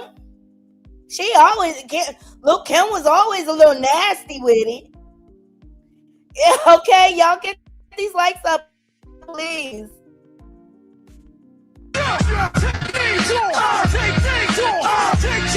Annie up. Come on now. Yep. Okay. Where was all this outrage when these? Or maybe it's a different time because we have social media, so it's like all over the place. It's all over the place.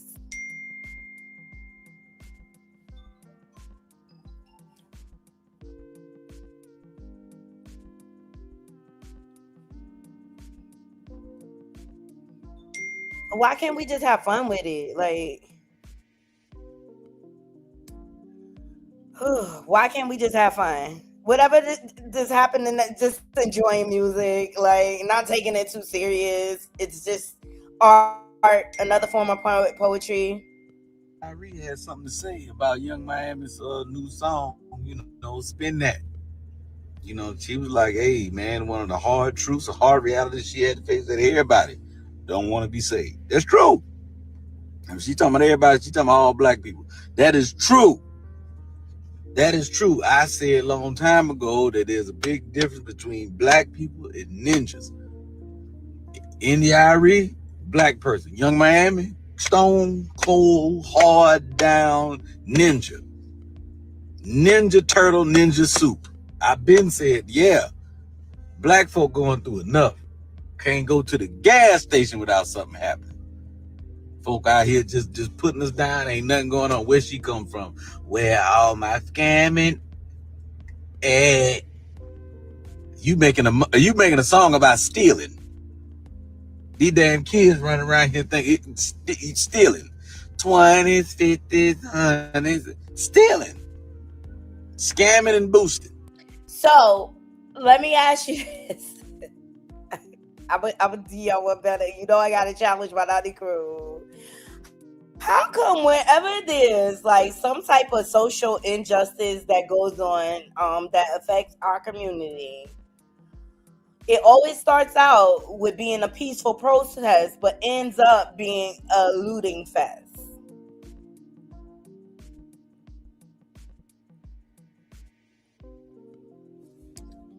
Just saying. Going in people's store and stealing, putting it in your bag, getting your ass locked up. Now you already get mess around, lose your life behind nothing. Now we got an anthem. Yo, bottom line is, do you know right from wrong? Do you know right from wrong? Do you know right from wrong? Don't downplay somebody else's art or their songs if you're an artist. That's how I feel when it comes. I would never do that. I would never go at another comedian and be like, oh, you shouldn't do that, or you shouldn't talk about that. That's crazy. Well, she has an opinion, and she's allowed to have one. Right, and to be honest, she didn't take any direct shot at Young Miami. She didn't. She took a direct shot at our community. She said this is this shows where we are as a culture. You know what I'm saying? The fact that the song is a hit. So she didn't personally attack Young Miami. She did use it as an example. I will say that, but yeah, and she also said she's not wrong. She never said she never said to boycott the song. She made that clear. And look, I just feel like both things can be very true, but I think there's a misrepresentation of what India Arie said. I completely understand it. Look, the culture's been effed up from years ago. Like, we still have never healed. But we live in a different time now where certain behaviors, certain songs, even though there is a negative connotation, they go viral. That's it. And I think CC said it. Bottom line is, like, if you don't like the song, you don't gotta listen to it. But I think the double-edged sword about this, they don't like the song, but they do everything they could to bring attention to the song. And they also shamelessly plug their businesses as they're talking about the song, right? And they too are also profiting off of it.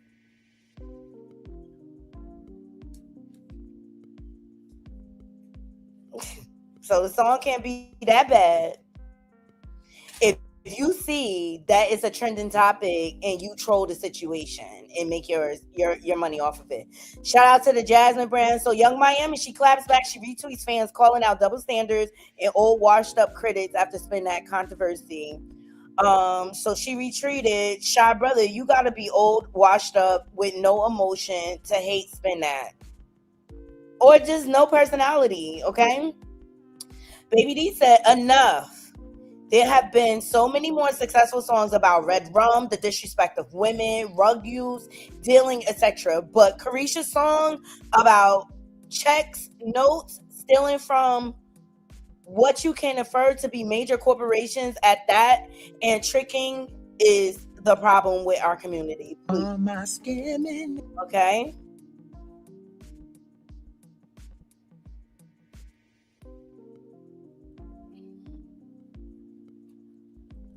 But at the end of the day, they're assisting with making the song go viral. By talking about it. And even at the weddings, they have spin it. Okay, the groomsmen came in ready to spin that. Okay, so it's so many ways you could twist and flip it, and I think that's what people love about it, right? Like, you could remix it in so many different ways. You could do a dance to it if you want, or you could have a grand entrance, all right? Throwing up money. Like, what? People need to get a sense of humor at this point. And if you don't like the song, you do not have to listen to it. But I like the song. I like the song. Shout out to all the boosters from the hood. Okay. Y'all all know y'all use a good booster. Y'all know y'all use a good booster. All right, let me see what y'all saying in the comments, and then we'll move right along. I know I spent a lot of time on it, but it's a big conversation, so I definitely want to see what you guys have to say. She said, I like spin that part. I just don't like the other stuff. Sorry, not sorry. I like the beat. I'm not going to lie, and I'm more for a beat person. Okay, cool.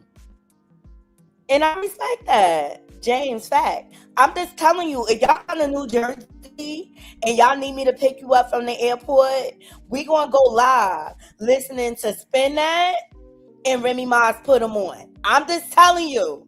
It's my car. It's my car. I could play what I want.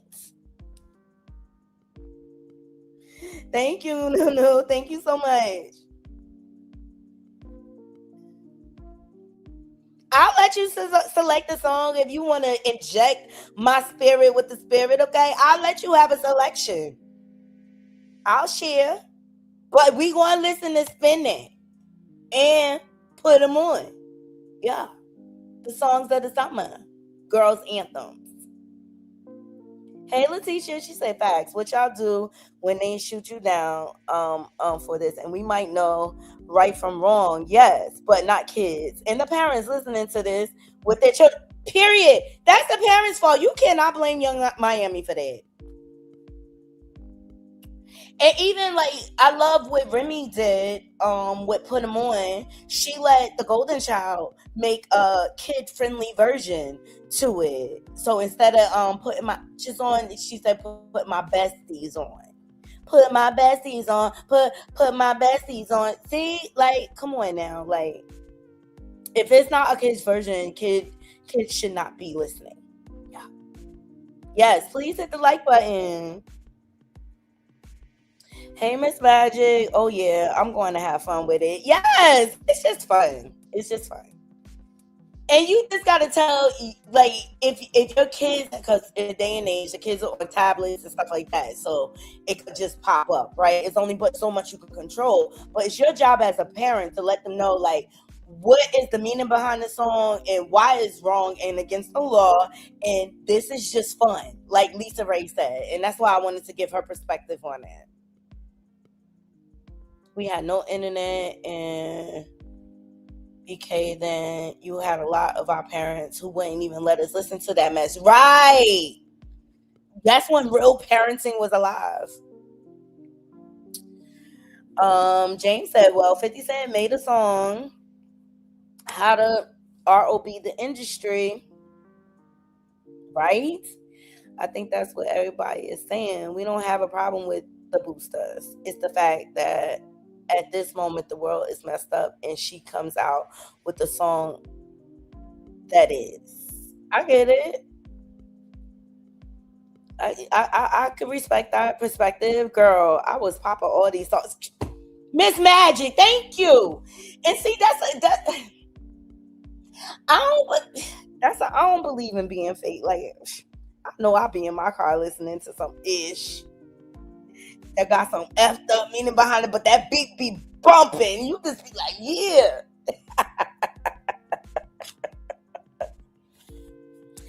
Here's CC. At the end of the day, if you don't like the song, don't listen to it. Really, that simple. And in my opinion, all the people that came out here with their opinions, the Nikki Gilberts, the India Aries, and things like that, they hate the song, but they did not have a problem attaching their business and their brand. Like, because while they're talking about this, they're promoting their products, right?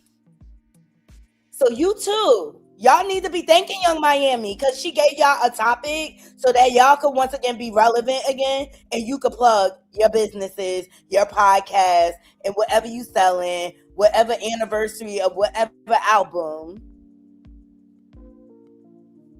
I'm saying y'all just need to keep it real. I'm just saying. Ooh, child, it's a lot going on there, and we could talk about this conversation for hours, but let's move it along, okay, for time's sake, because I spent enough time on it.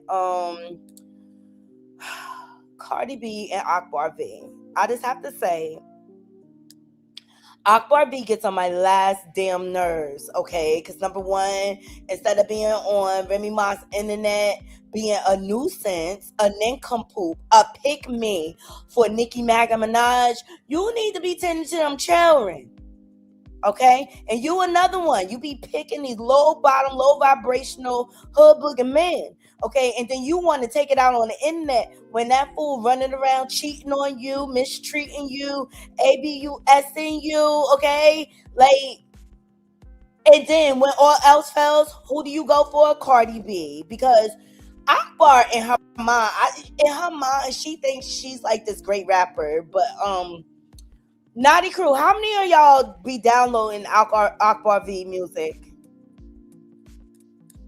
I'll wait. How many AkbarV albums do y'all have in y'all in your Apple library or Spotify, whatever you use? Y'all let me know. But AkbarV, I just be so tired of her. It's tired and it's old. I be so tired of her coming for Cardi B, because Cardi B don't even be thinking about her.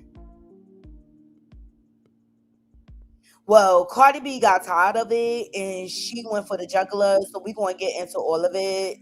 But AkbarV, hold on.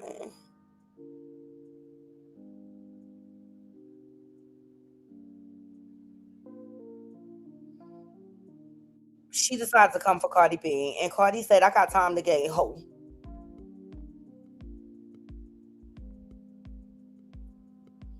So let's get into it.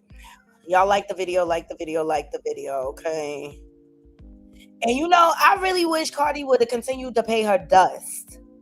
Because if Cardi don't respond, the story don't grow legs. But I guess Cardi got tired or whatever. So this is not the first time. But I just think AkbarV does this, number one, to do the dry bidding of Nicki Minaj. Like Nicki Minaj gonna put her on or something. Like, girl, we don't like Nicki. We don't like Nicki Minaj. Do you see who she's aligning herself with? And you want to continue to attach your brand and do the dirty work for her? Y'all see what happened to Tasha K? Doing the dirty work of Nicki Minaj got her in court with Cardi, and she working out payments. Okay, so let's get into this commentary, y'all. Y'all like the video? But just because bitches not giving. So, female Kanye, who you talking to at Cardi B about what 304 can't pay an itch to touch me? I promise you.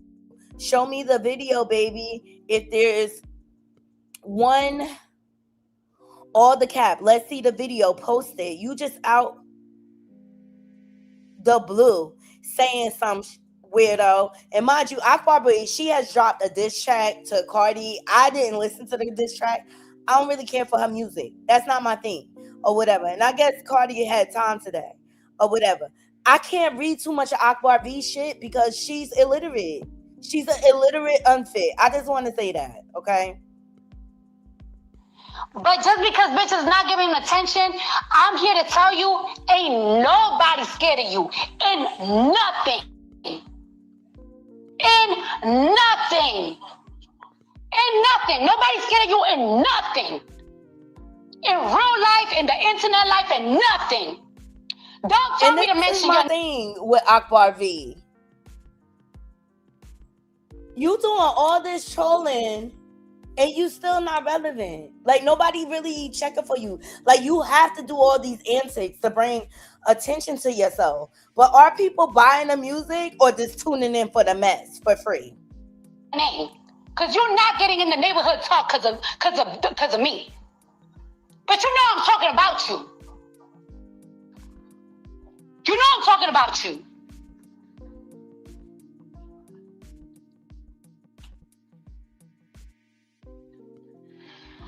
Bitch, I get in the booth when I fucking want to, bitch. When I get in the booth. And so that's what, like, AkbarV, she dropped this diss track towards Cardi, expecting her to just, like, start doing this back and forth. And Cardi don't feel like she relevant enough to get in the booth for it. Why am I going to ignite your career, your failed career? Why don't you call out Nicki Minaj, AkbarV? Why don't you call out Nicki Minaj so she can start doing the back and forth with you? I make millions off of a fucking record. I get in the booth when I want to, bitch. And guess what? When I get in the booth about you, I'm gonna make 5 million off of it. No fucking attention. So then AkbarV comes back and says, Cardi, you on here telling me, you talking about me, ho, go unalive yourself. Disgusting. Nobody ain't said nothing to this ugly. You wrote a whole song. And this is why Cardi shouldn't have responded. She said, nobody, I'm sorry, y'all. Nobody ain't said nothing to this ugly itch. All of a sudden, you get on Spaces about some old-ish girl. I'm not worried about you. Getting me touched in ATL is a whatever. I'm going to close cast at any itch who plays with me. And this is all internet wankster behavior on some real. Y'all both got children. Itch always say she ain't responding, but on Spaces for 3 hours written, ho, get in the booth. Why should she? To ignite your irrelevant career? Why should she? And it's the same thing, like, Rest Coast Law Crash Out and Pooh tried to do the 50 Cent. Like, why would they get in the booth? Because y'all said so. Who are y'all? Who are y'all? Child. This shit goes on and on and on. And none of this matters. None of this matters. We just went through most of this. I just refuse to break my lose brain cells over this crap. So then AkbarV, she's like, I'm about to go on IG Live. And this is what they do all of this for, to get people to come over. My ninja don't beat me. Or, yo, you came out here and said, you always putting your business online. Let me see if Cardi responded. She's doing all this ranting and Cardi did not respond, not once. It's kind of like Rest Cold saw crash. You ain't pretty, you just petty as fuck. You ain't pretty, you just petty as fuck. So that's AkbarV's diss track to Cardi. Girl, no, it's a no for me. It's a no for me. And it's like she wants to keep going. Look. Name a bitch who had more facelifts than Cardi B, gun pointed to your head. That song got you that mad? You crybaby asshole. The song don't got her mad. She pissed with you, Akbar. The song don't got her mad. She pissed with you. Cause you trying to ignite your career off of her clout. And she just did a sold out tour. Nationwide. Name a tour you been on, girl. So the nerve of you to have these insults, but with no accolades, like it's crazy. That's what you is, ugly ass bitch. Talking about somebody messing with y'all bitches while y'all pregnant. Man, fuck y'all and them babies, ho. Give a fuck about none of y'all hoes being pregnant. Fuck y'all bitches. I don't give a fuck about y'all hoes. Y'all hoes want to be able to say what y'all want to say. Then when I say what I want to say, y'all want to get mad. Man, hoe, fuck you in them. Whoever the bitch you insinuate, I'm talking about, fuck that hoe too. I would respect you more, Akbar, if you were doing it off of your own stance. You're doing this based off the influence of Nicki Minaj hate for Cardi B. Like, you really double-dutched your way into that situation, bootlicking and kissing Nicki Minaj's deflated ass. And Nicki pays you dust. She don't care about you.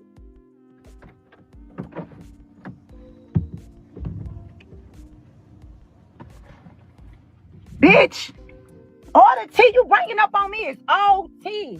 Show me what nigga I got locked up. Look, you heard her? All the tea you bringing up on me is OT, but it's your tea though. You confirming everything is right. Show me that. Show me what paperwork I am. I need all the niggas that's saying that I snitched. Niggas from my hood said I snitched. I need them to come to the front and bring out their paperwork. Bring out the paperwork. Let's have a paperwork party, ho. Let me tell you something.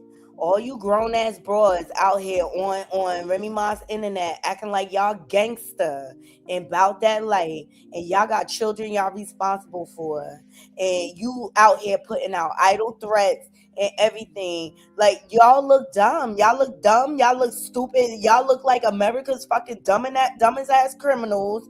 Cause you giving police all this evidence if something were to come about. Okay, like on some real shit. Real gangsters move in silence. Are you dumb?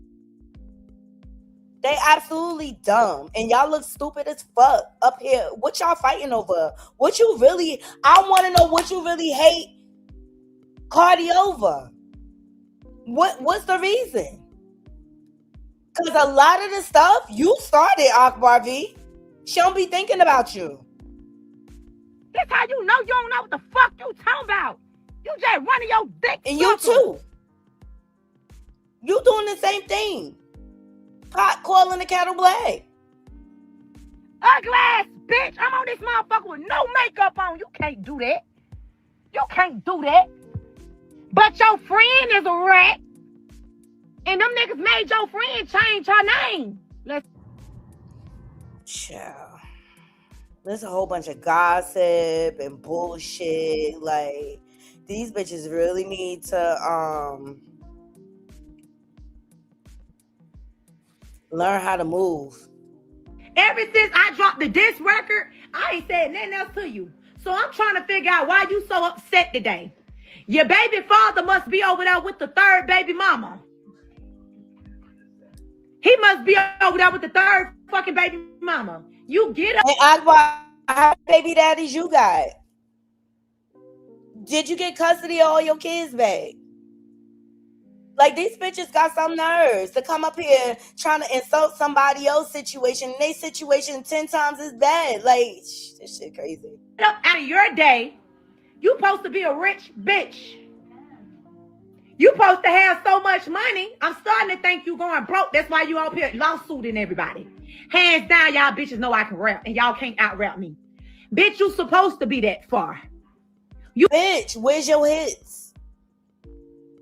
Did you make the Billboard list? How many people are streaming your albums? Do you have a tour on the horizon? Like, you are known more for your internet antics than your music. You went up against one of the illest bitches in the game. And you had a machine behind you that didn't fuck with the illest bitch in the game. So they made you into that. But you know you're not a fucking rapper. You can't even pronounce a word right. How are you a rapper? Bitch, do you see your tweets? You can't even write English. You can't even write proper English. Yo. I thought you non-verbal talking ass bitch. You a fucking clown and a rat, and you be around a rat every day. Let's stop acting like she being them rat allegations. She's not. It's the big homie saying she a rat. Now what? Ever since I dropped the diss record, that diss record ain't all that. Naughty crew, let me know. Anybody listen to the diss record? Do y'all like it or what? Like, y'all let me know. Is it hitting? Cause this shit is dumb. It is too hot for this shit. It's too hot for this shit. It's too hot for all of this foolery. It's too hot for this. Everybody needs to go find their talent and just focus on themselves. Seriously.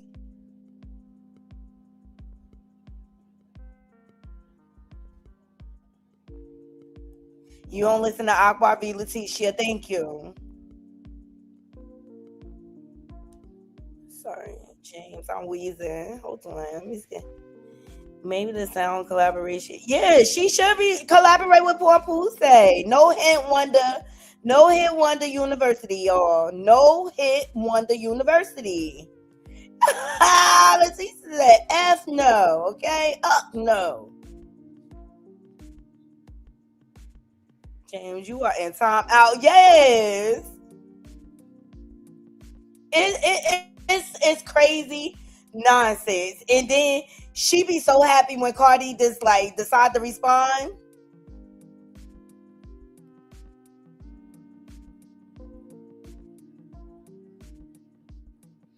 It's crazy, but it's too hot for this shit. Everybody needs to go to their effing corners.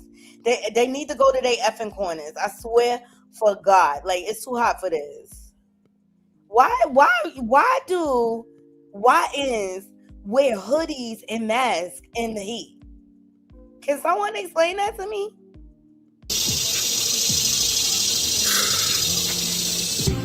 Let's get it. I never get that. Aren't you hot like the rest of us? I don't know. Some people believe in covering their skin when the sun be out. That's what I do know, or whatever. But nah, it's been a trend here for a little while. It's been a trend where these kids be coming outside with hoodies and sweatpants. It's crazy. Yo, see, I got so much more on the Young Miami stuff. Like, I just loved everybody's opinion. I did. It's so corny for people to say boycott Young Miami song, spin that. Is it taking us back? I don't know. A whole lot of shit taking us back. There's a TV show called Baddies on the Zeus Network. They are literally beating the shit out of one another. They beating the life out of one another. I mean, Jerry Springer ain't got shit on Baddies. And y'all watch the show. The Baddies so goddamn famous and got so damn rich. I don't even know what the show about. But all I know is every time I see a clip of them, they beating the life out of one another. And honestly, Young Miami song is real life for a lot of people. They scammers. They steal. They booze. And when they scam and steal, guess what they do with their money? Spend that shit. Niggas spend that shit. What was all this boycott talk when Sexy Red was out here talking about her PUSSY is pink and her booty hole was brown? Y'all was dancing and shit to that trifling ass song. And not to mention, Sexy Red is a huge Trump supporter. Brags about loving Trump. And people still keep putting her on their album. Chris Brown just had her on his recent album. Y'all don't keep the same energy across the board. Hell, Trump is a scammer. He's scamming us every goddamn day. You mean to tell me we can't just sing about scamming with a nice little beat to it? At least pretend that we some scam. The beat is nice. Everything ain't that serious. Everything ain't worth that much attention. We got bigger fish to fry in this motherfucker. Spin that shit. Let me tell y'all why I think it's so corny for people to say boycott Young Miami song, spin that.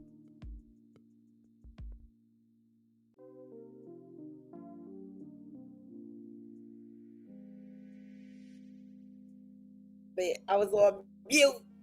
I was cooking too. I said, he's absolutely right. Y'all letting Jaguar Rice and Krishan Rock run amok on this fucking internet, and y'all mad at fucking spin that shit? It just talks about it's the double standards for me. It's the double standards for me. Okay, I'm outraged. It's the selective outrage. All right, I'm done. I'm done with the Young Miami stuff. I don't understand why people are so fucking upset. Half these people talking shit, they fucking be going to boosters on a regular fucking basis. Okay.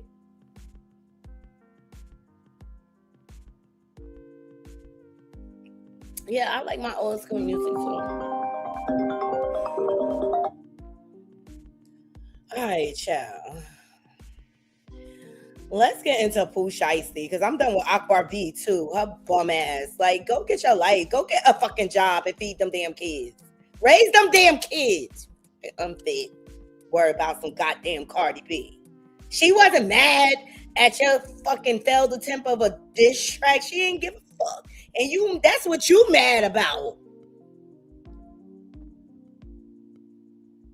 Oh boy. Anyway. Hey y'all on TikTok. What's up, y'all? What's up, y'all? Let's get into Pooh Sheisty, y'all. And I'm gonna have to come back later for rest of Coleslaw Crash Out. I just don't have time. I don't have time. Not today. I just, and I really, really don't want to talk about her. Because I'm in a great space. I'm relaxed. We about to get into this Gucci Man and Pooh Sheisty situation. Ciao. So this is the alleged footage of Pooh Sheisty and Big 3-0 robbing Gucci Man. All right. It was released by the prosecutor's office. Okay. I guess this is supposed to have the same effect as like Diddy.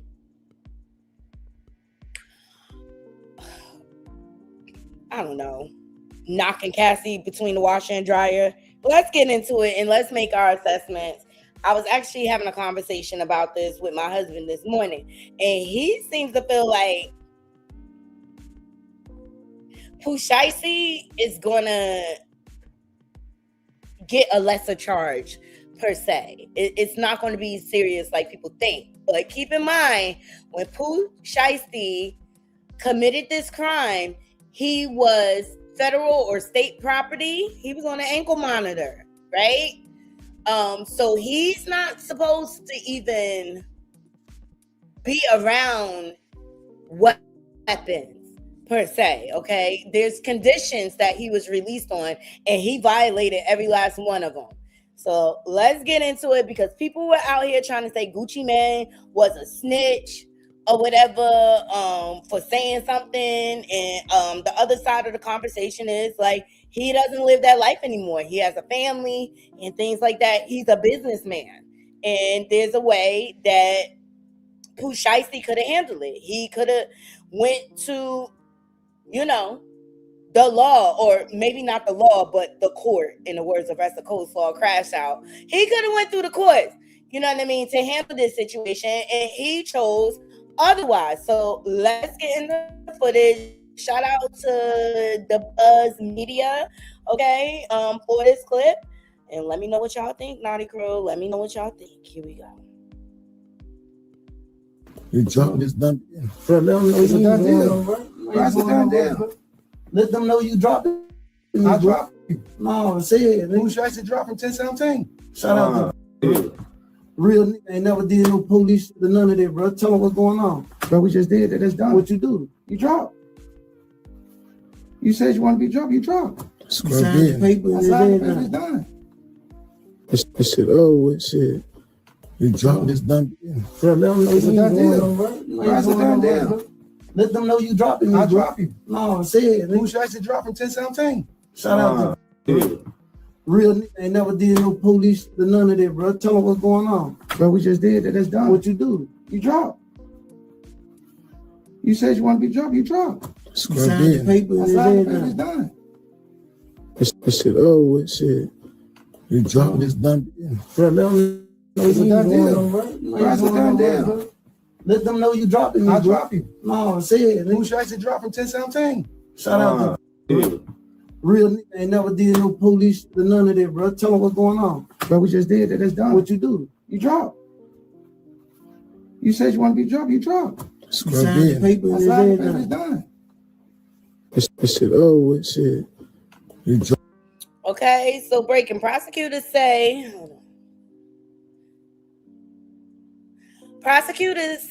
they released surveillance footage tied to Gucci Mane robbery case. According to the federal prosecution, the footage allegedly shows Pooh, Sheisty, and Big 3-0 during the armed, and kid of Gucci Mane at Dallas recording student. Investigators claim the incident happened during what was supposed to be a business meeting where Gucci was allegedly forced to sign paperwork before cash, jewelry, and other valuables were taken.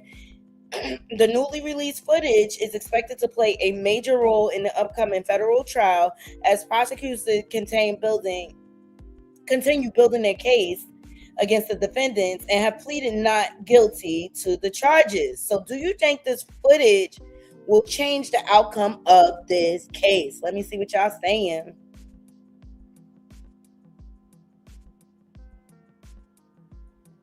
Right.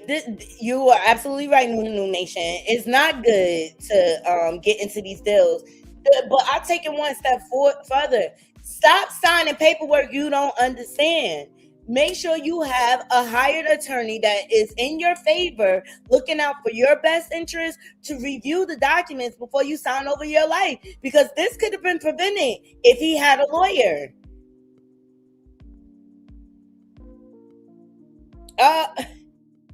Everybody agree with you, babe? Everybody I agree with your husband, Arie.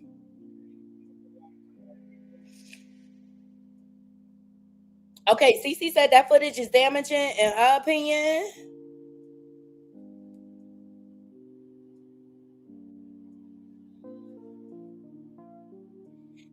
The case is going to be interesting. Do y'all think I should follow the case? Do y'all want me to follow the case? Y'all let me know.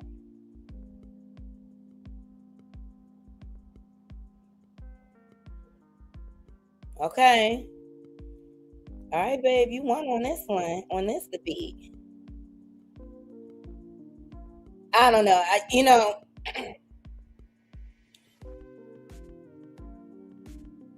Yes, please get these likes up. Yes, please get these likes up.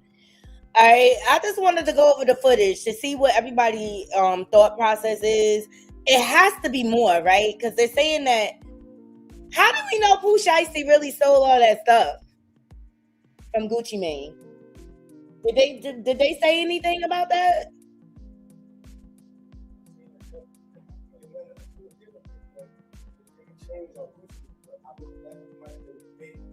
Right.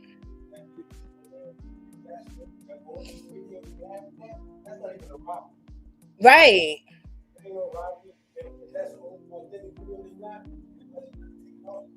Right. That's what I'm getting at. Like, how do we know Gucci Mane ain't add some sauce on? You know what I mean? Like when the police arrived and stuff like that.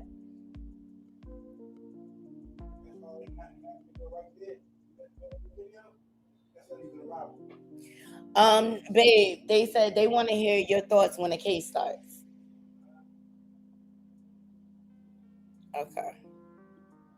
Okay. I will follow the case. I will follow the case for y'all. I wanted to see what everybody's thought process was.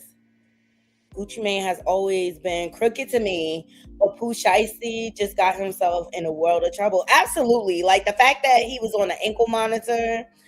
But from this perspective, right, he doesn't have the GU in his hand. It sounds like they're discussing like him being dropped from the label. Gucci Mane said, "You dropped." Okay, hey Kim. Everybody like give hubby the mic so we can hear his feedback.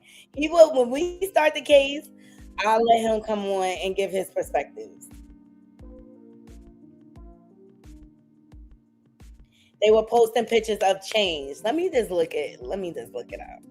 Because that's what I could have sworn. Like, well, how do we know that's real? They doing so much with AI and stuff.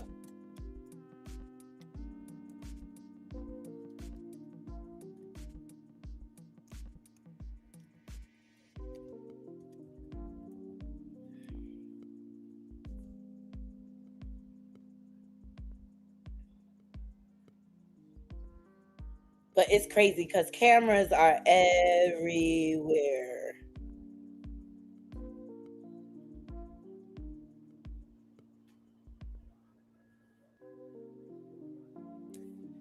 Yup. Okay, now look, Pooh Sheisty also went live when this all things started to happen. Look. Don't even, don't even do that. We don't even know. We ain't see none of that.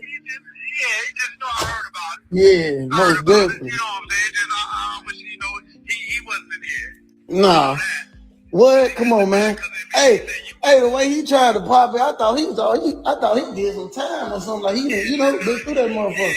I said, oh, this bitch been watching Power or something. I don't know what the fuck he think this is. He was on TV. Come on, man. Hey, man, how much time you got, man? I'm here for a minute. All right, then. Say that then, man. Say that then. That was on. 32 what? Okay, and do y'all think it's unreasonable that he showed up with an armed protection? And let's say, oh boy was licensed to carry, right? And he's going into a business deal because the artists on Gucci Man main label, they always ended up like either deleted or in prison. That seems to be the pattern, right? Pooh Sheisty went on about Gucci Mane being a snitch. Okay, so we just saw that. I'm just trying to see if there's other footage out there.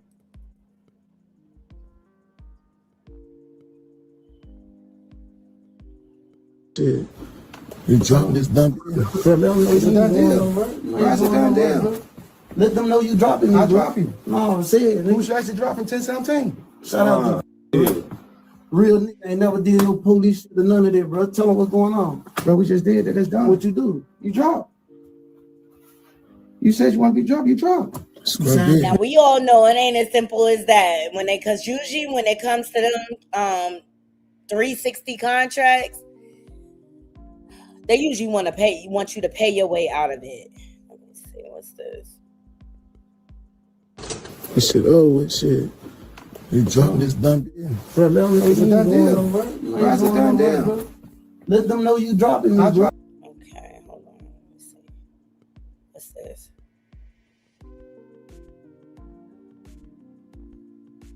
Document outlines some of the evidence, just some, establishing the defendant's roles in the federal offense. This is as follows. Electronic monitoring data placing Williams Jr. at the offense location, which would put him in violation of his home detention condition. Document outlines some of the evidence, just some, establishing cell phone records and license plate reader data, corroborating the coordinated travel of multiple defendants from Memphis, Tennessee to Dallas, rental car records, confirming Williams Sr. rented a vehicle that was used by the group, surveillance footage from the offense, cell phone records and license plate reader data, corroborating the coordinated travel of multiple defendants, nearby office supply store and a hotel where several of the defendants stayed following the offense. Fingerprint evidence as well that was recovered from the crime scene, matching at least two of the defendants. Social media posts by defendants displaying what appears to be nearby office supply store and a hotel.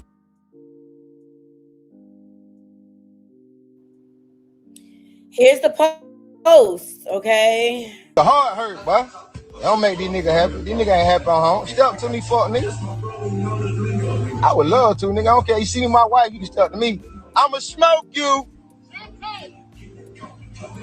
You know what's going on with me. Yeah, I ain't gonna tell nobody, not even the police. I don't believe in none of that shit. The only thing I believe in is don't tell the police. Soft ass me. It's the only thing I believe in. That's it. Keep it in the street. That's my only rule. Anything goes, I don't give a fuck anyway.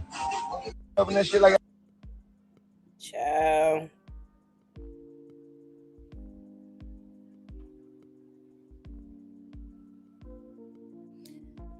This is a hot mess. So a lot of people up in that shit like I Gucci Mane pretty much snitch. Nearby office supply. Snitching if everything's on camera. I mean, I'm just saying, is it snitching? When it's video footage? I don't know.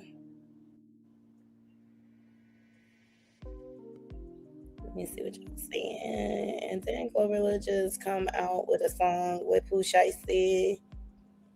There was a clear man there at the interaction. Okay. Right, Kim. Let's hear hubby's take, Naughty. Yeah. They keep asking for your take on the situation, babe. You want to speak, Naughty? I think you and your husband should have a podcast when this case comes out. They think we should have a podcast. He don't like doing stuff like this.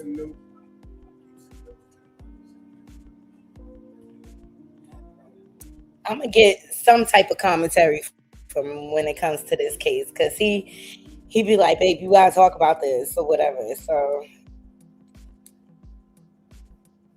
all right, so there you have it. All right, so some people don't think that You dropping this done. But let them know it's a done deal, right? they kind of questioning whether it's a robbery or not, but I take into account the fact that he was still in federal custody, number one, and he wasn't supposed to be around firearms.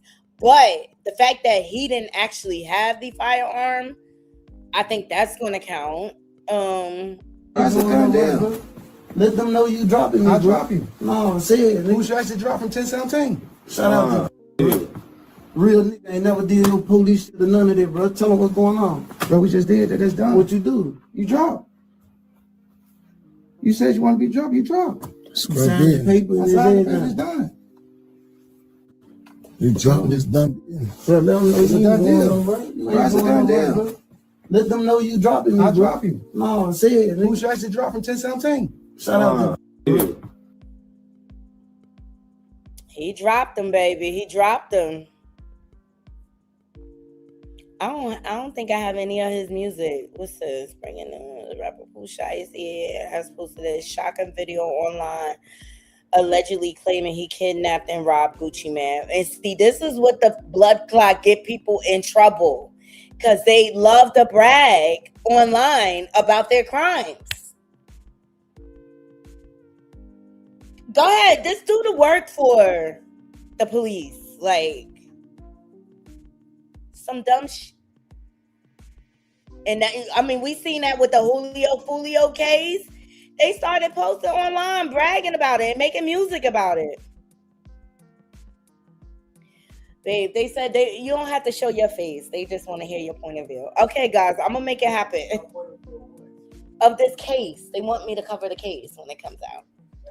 Yeah. The bad thing about the situation, like the good thing for him, is that he didn't actually have that gun in his hand. This man that pulled it out, he gotta take all that charge. He charged with brandishing before he would. So that's what I'm saying. He ain't gonna get banged like you think he is. I already been through that. The fans stuff. So I know. Yeah, but what conditions? Like, he can't be around weapons, or well, first and foremost, he was on home confinement, which he's not even out of custody. He had to start from basically still in federal custody, so he was already out of pocket. Right. That's first and foremost. That's gonna be a violation. Yeah, that's enough to put him back in jail. And they could charge him with his original charge. Like, he could have to do the time of his original charge and plus whatever they add on to it. With the violation, that charge, if that's the only solid video they really have. Mm-hmm. I've seen two types of videos. One takes the jury off Gucci Mane, and else that. Now, if you show them forcefully taking them off, yeah, that's robbery. But if that's the only video they got right there, that's not a robbery. Okay. All right. To be continued, y'all. To be continued. Real gangsters move in silence. I always say that. Like, why would you use the internet as a witness? That's dumb. That's stupid. Like, that's weird. That's weird. All right, last but not least, all right, and we're going to get up out of here. I appreciate y'all being patient and joining me, and I appreciate all of your perspectives and y'all engaging into the channel. Just please like the video, I want to get into Blueface and his disgusting, chauvinistic, womanizing antics. Let me just put a disclaimer out here. All of these women that participate in this foolery and allow him to devalue and disrespect him, I don't feel bad for them, okay? Because it's just like what we were talking about with the whole Young Miami situation, and how I feel like the Nikki Gilberts and the India Aries, although they disagree with it, they're okay with profiting off of the exploitation of the situation. And I feel like this is what's going on here with Blueface. You know what I mean? He's an ain't shit dude, okay? He ain't, and they know this, and he say it up front, all right? But then they want to be online in tears, like, stop calling me the H word. And see, this is the importance of establishing boundaries and requiring respect from the beginning. Like, you don't let someone get away with calling you the BITCH word, not even one time. I have a name. And let me tell you something about Blueface. Stunner Girl, that's his match. I've been telling y'all that. And she finessed him. And notice, Stunner Girl is the only one he took out on an actual date. But Stunner Girl, she wasn't stupid. She said, I'm going to get the bag off this. You know what I'm saying? So she got a feature on his song. Anytime he performs a song, he could call her out. She'll get a bag off of that. But she not dumb, Stunner Girl. She not dumb enough to get pregnant. Because she don't need Blueface. She got her own motion. And this is the problem. And the reason why he is able to exploit the Nevaehs, the Christian Rocks, is because, number one, they're homeless. They have nothing. They have nothing without him. And that's why he chooses dumb broads like this. Because they're easy to exploit, and he know they don't have nothing. So they want to go along to get along, fight with him, let him cheat all over them, disrespect their bodies, bring home all type of STIs and things like that, infect them and disrespect, verbally abuse them, mentally extort them, like legit. Like, what Blueface does is called mental warfare. And if you're not strong, you end up like the Nevaehs and the Christian Rocks of the world. But I respect Stunner Girl a lot of things, and she get on my nerves in a lot of ways. But she's smart in the way she finessed that nigga, and he can't match up with her because Stunner Girl got her own motion. She don't need him. She don't need him for nothing, and that's why he is very selective. Just like the Jarvis Butts of the world, they very selective. They know who to pick out. Even the Pooh says, okay, they know who to pick out. They know who to target. Weak-minded, low self-esteem, women who don't value themselves, okay? They know they can exploit them with no problem. But they choose this mess. And even Nevaeh, like, got knocked up for what? Like, that wasn't going to stop him from sleeping around with all these 304s. That wasn't going to make him respect you. Anyway, and I get that these women are young or whatever, but Nevaeh, you already a single mother. Why would you want to be a single mother again to a man that refuses to commit to anybody? Okay? Why would you expect him to be any different? It's out here. No, bitch. You want the relevancy, you want the clout, and you really don't want to get out here and work for yours. You want to sit on your ass and be on the internet. And I don't even feel like Nevaeh is even that interesting to be watching her 24/7 on the Twitch. What does she do? I think she's a horrible mother for putting her child in this situation. Said what I said. Yeah, mental gymnastics, but they allow themselves to be exploited, and I'm tired of it. And I'm tired of Jade and Alexis too. I really am. And I thought she was smart. She had her out. Nope, she's just dumb in the rest of these hoes, okay? Because she don't want to get out here and work and get it on her own. And so what Blueface does in exchange for that, he exploits them for his pockets. He let them get the bag, but I'm going to treat you however the fuck I want to treat you.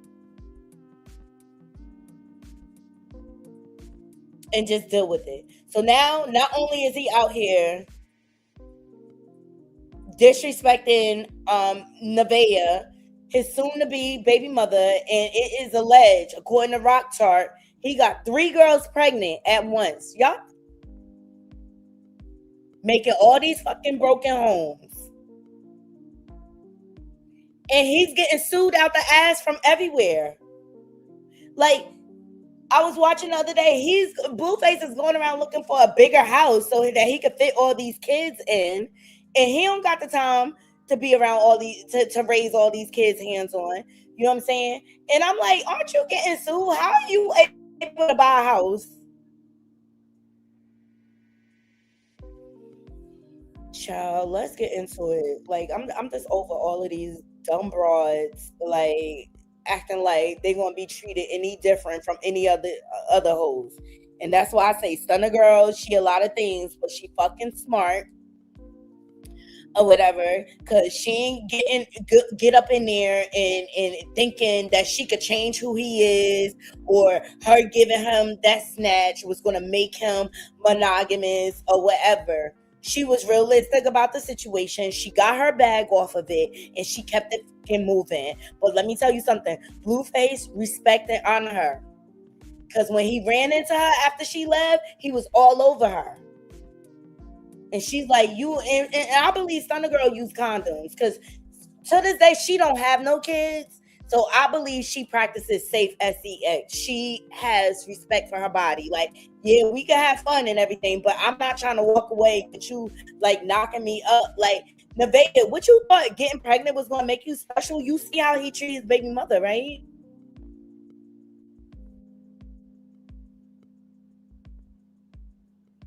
Hey, Leticia, let me see. You say yes.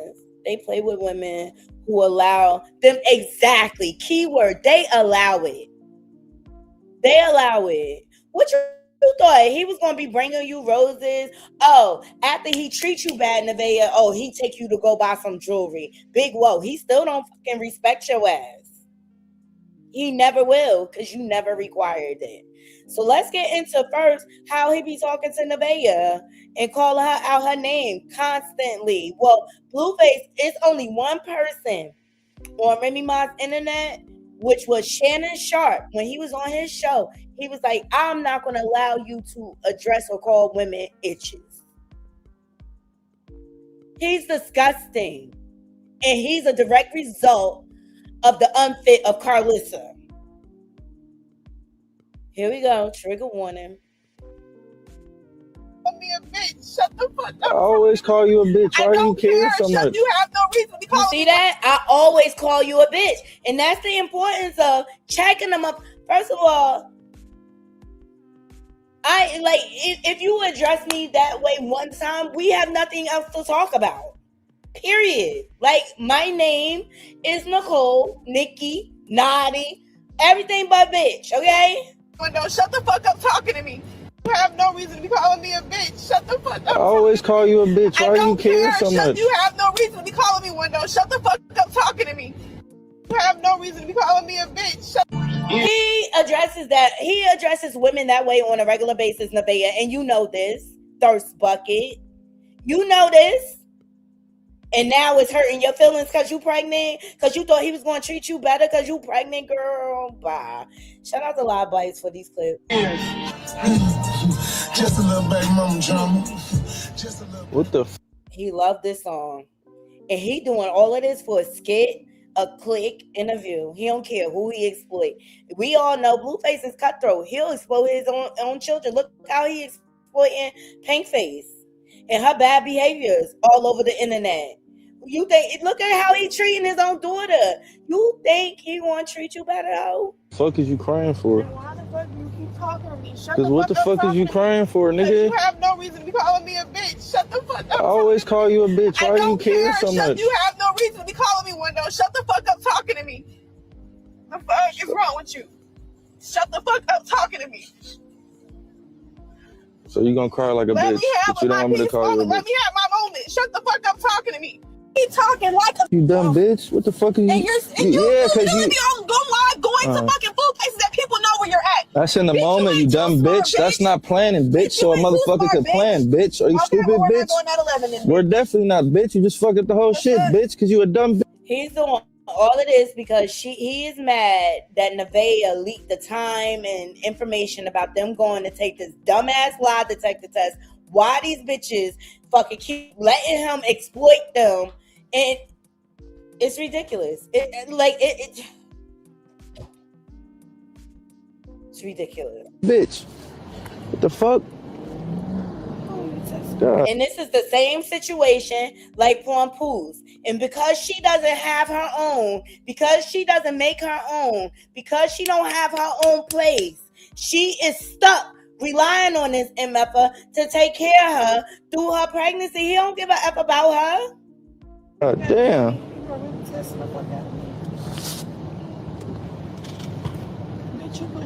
Alright. If you get tired of me calling you a bitch, get the fuck out the way. Another bitch won't mind. Okay. Let a nigga say that shit. That bitch can have you. Period. They can have you. And listen to Nevaeh. Bitch. Fuck. She's saying cool. He said that to her one other time. Like, you could just go.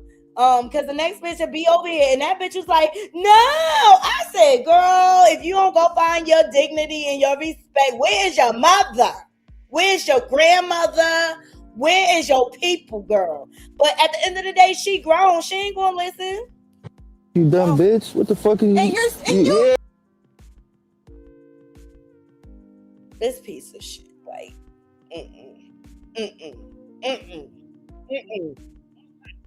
All right. On top of that, it ain't enough because he been trolling Jayden Alexis for the longest and trying to make her slut. Remember, Jayden was his everything. All right. Let me just give you a little quick breakdown of what's going on, okay, with the whole Jayden Alexis situation. Blueface is disgusting because you know why? He tried to reach out because he want to be able to pull up and drop off his dirty, nasty pee whenever the fuck he feel like it. And Jayden didn't answer the phone the other night. I don't think she should ever answer the phone. Like, on some real. It's disgusting. Not Blue exposing Jayden. I know that Bravo fuck Jayden. Hey, Bravo sent me a video of him fucking Jayden. This baby mama way better at fucking. What a fucking this guy. Is so Man. weak. Like, I wish I could show y'all. you got the Barbie in his hand. Nah, I ain't calling the cusser out. Thank you. That's a next nigga bitch.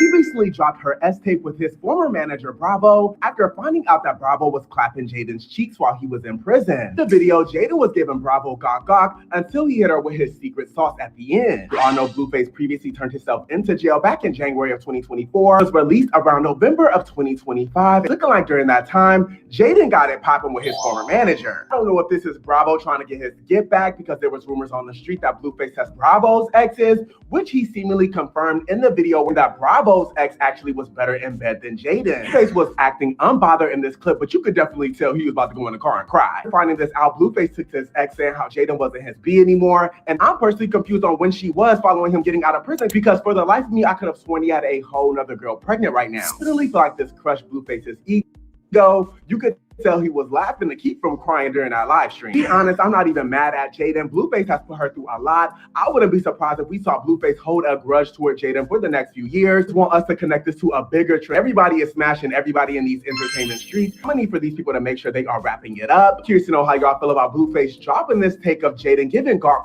to his former manager, Bravo. This entire situation is crazy. Drop them thoughts in the comments, y'all.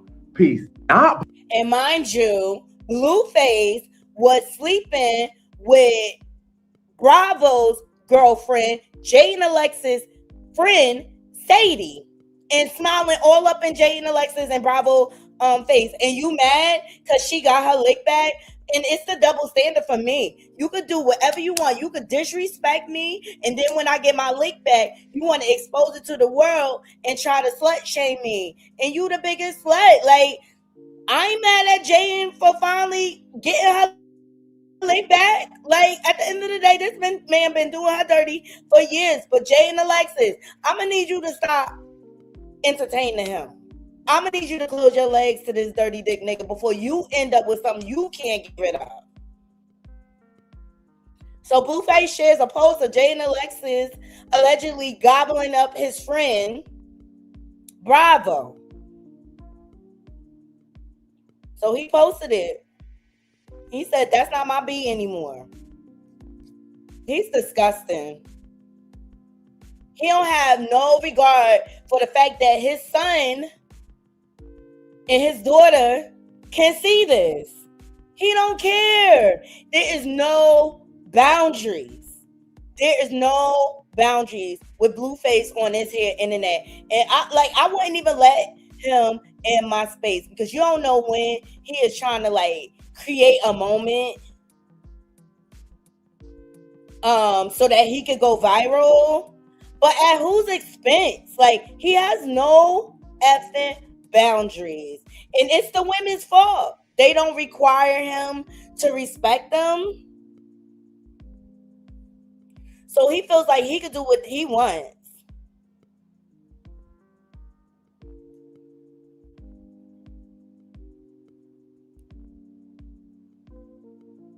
He feel like he could do what he wants. And I'm so tired of watching the exploitation, the delusion. I'm so tired of watching it over and over again. And it's just like women need to love themselves more. And automatically, hold on. Look, somebody has some sense on Live Bite. Shout out to Harmony. Thank you. Like, but it's he get mad when Jayden get her lick back. Harmony, she said she left Blueface before he went to jail. Jayden and Bravo got they lick. Blue slept with Jayden's friend and his homie BM. Jayden got her lick back, and yes, we knew. She told us, eye for eye. And now you mad. He was just playing, I guess. Hey, Bravo, send me. By the time they tell you stop, you done already got 14 hits in. No, I ain't calling the customer out. Thank you. That's the next nigga bitch. That's what they got going on. You stay dangerous. But you bothered. You bothered. Can't sue me. I ain't recorded. I was in prison. Scientifically proven. You gonna treat the hoe like a princess. I'm gonna treat her like she's supposed to be treated. That's not my bitch no more. He's disgusting. And Jay and Alexis, eye for eye. Jayden, I would expose everything about this mofo. And I don't care how much he pay you. He ain't paying you that much to be going through all of this. He is not paying you that much. But these people are working. Y'all need to understand this. And look how they play in our face. These people are working. So you get what you get. Whatever happens, happens. Look. 24. You gonna treat the hoe like a princess. I'm gonna treat her how she's supposed to be treated. School crib. Welcome to the circus. Stupid. Pulled the all-nighter? Yep. Me too. Dead homies. What should we do? Mom's sleeping. Want to play catch? All right, come on. Let's play catch.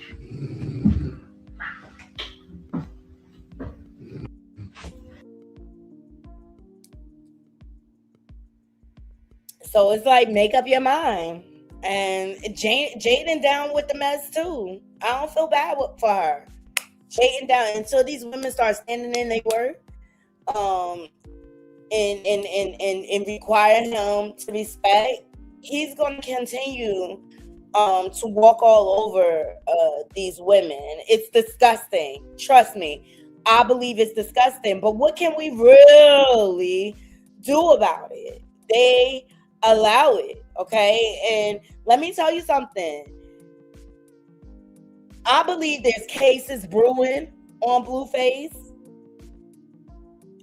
And they gonna try to diddy him eventually. They already trying to diddy Lemon Pepper Stepper. If y'all know, y'all know from when I was talking about it, when Stunner Girl started exposing Zeus or whatever, I was like, they about to diddy Lemon Pepper Stepper. And that's why I think he really trying to drive the content into another direction, because he know the lawsuits are coming. Look at this. And I believe this is gonna be Blueface soon. Lemmy is facing a lawsuit, and from the sounds of it, this could get bad. Jaden Brown, who was a cast member on Baddies Gone Wild, has filed a civil lawsuit against Lamel Plummer, who is the CEO of Zeus Network. The lawsuit alleges that Lemmy used his position of power to pressure and coerce Brown into having sex by promising to make her a television star and advance her career on the network. This sounds crazy. Now, we've all heard that there were rumors that Lemmy sleeps with cast members, but there was never actually any real solid proof. But now someone is suing him. So Lemmy allegedly led her to believe that having a sexual relationship with him was necessary to receive more opportunities and become a featured star on Zeus Network. So that's him leveraging the money and the power and the influence that he has over her. Jaden alleges that the encounters were not truly consensual because they occurred under pressure and a significant power imbalance between CEO and someone seeking work on the network. Now, one could say that this was very consensual because she slept with him to land a role on the television show. She knew that sleeping with him would secure her spot. This is crazy. What if more girls start coming out saying the same thing? She's seeking financial damages for alleged sexual assault, sexual battery, gender violence, and other claims. Now, this is all alleged, but this is wild because Zeus has had controversy before. There have been rumors, allegations, all types of stuff. I can't wait to see how this plays out because this would not be good for Lemmy, Zeus Network, or the whole entire Baddies franchise for that matter. This is a lot. And she is not the first one that spoke out. From the first season of Baddies, from the origin of the show, Christina had spoke out about the exploit, like how she was treated and different things she was exposed to on the show. That's a story for another day. It's all over TikTok. Okay, so this is not the first time, and I feel like Blueface is going to be in the same situation sooner than later if he keep playing around, and especially if he's knowingly, because Nevaeh, a young lady, DM Nevaeh saying that Blueface gave her a STI. If he's knowingly passing around STIs, that is against the law. If he's not disclosing, but see, this is what he does. He gaslights. He doesn't go to the doctor, so he can say he didn't know. And that's why, ladies, it's important for you to stand in your words. It's your job to protect your health. It's your job to honor your body as a temple and things like that. And even if y'all engaging, requiring him to use protection because you know he's promiscuous. I don't care what he like.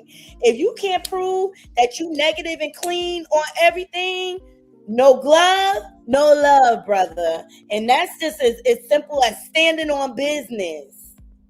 Period. Because you know he out here sleeping around. It's not a secret. And if a person is promiscuous and irresponsible and they don't use protection, you're exposed to all the diseases he laid with. It's your responsibility. That's all I got on Blueface ass, okay, in the circus. And I know, and Jaden even said she don't use protection. She don't use protection. I'm gonna dig into these comments, and we gonna go ahead and get out of here. But he's the real life polygamist. I don't want to ruin it for the people, but this is what I foresee for Blueface's future if he keep it up. The ending of the polygamist. Let me tell you something. The polygamist is the shit. I keep telling y'all need to go check it out and watch it. Even Auntie got up here. Let me see if I can find her real quick. She got up here and she was raving. When I say it keep you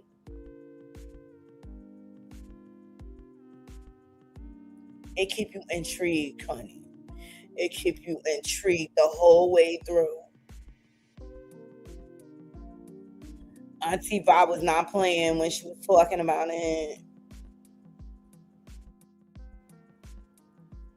Shout out to Auntie Rob. Y'all go follow her. She has a YouTube channel too.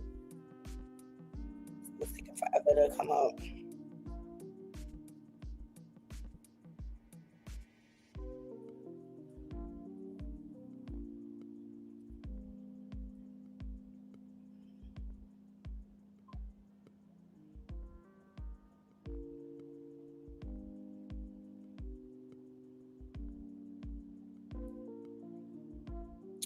Oh, she must have took it down.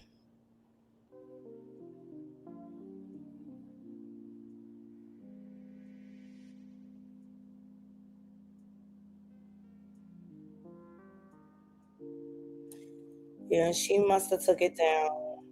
Hopefully she put it back up. Maybe she has a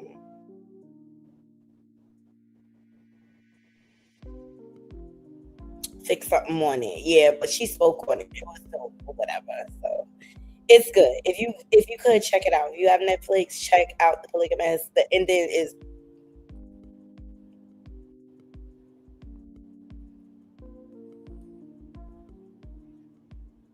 here we go.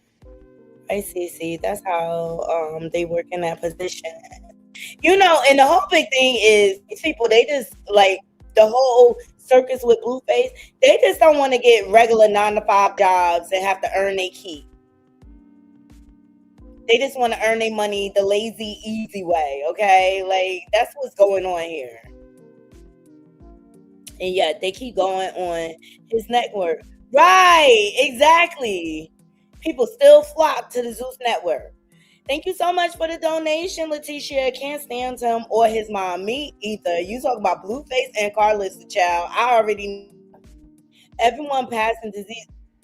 Child. And it ain't going to get real until them results come back the way they don't think. And you have every opportunity to protect yourself. He told you what it was. He told you he sleeps around. And you chose to not protect yourself. Like, Nevada, you stupid. Like, you don't even know this man. And you see, you thought you was going to be different. That's your problem. And he look at all females the same. Like bitches and hoes. That's it. Except for Stunner Girl, she got up out of there. You should have followed Stunner and lead instead of getting jealous of her. Because Stunner said, I got my own motion. I don't need this nigga for shit. And that's the difference between her and you fucking homeless, dirty, bottom foot hood boogers. That's the difference. I don't feel bad for any of them. They're disgusting as well. No empathy. She know your sis know your worth. Exactly. Cali Bay facts 90.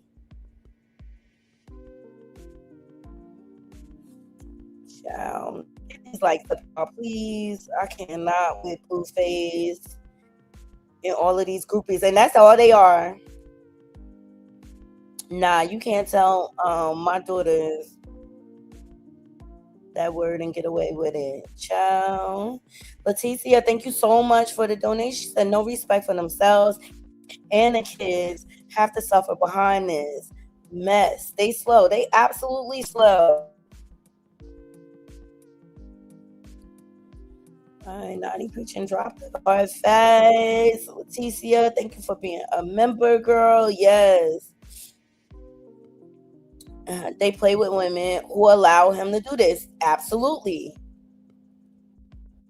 They play with women And they know which ones to pick out too. No, thank you so much for the donation. It's not a lot. Girl, I appreciate $1. Hell, if you give me 99 cents, I am happy. Thank you so much. Luna said, great conversation. All right. So as you can see, I hope y'all see what is going on here. You know, people want to have this selective outrage when it comes to certain topics, even though they have the choice not to participate in it. And I think you just need to meet people where they are. And India Arie, although you are one with your culture and you're in touch and in tune with your mind, body, and spirit, and everything aligns for you, that doesn't mean other people are there with you. Okay, we have a different generation. India, you could have spun this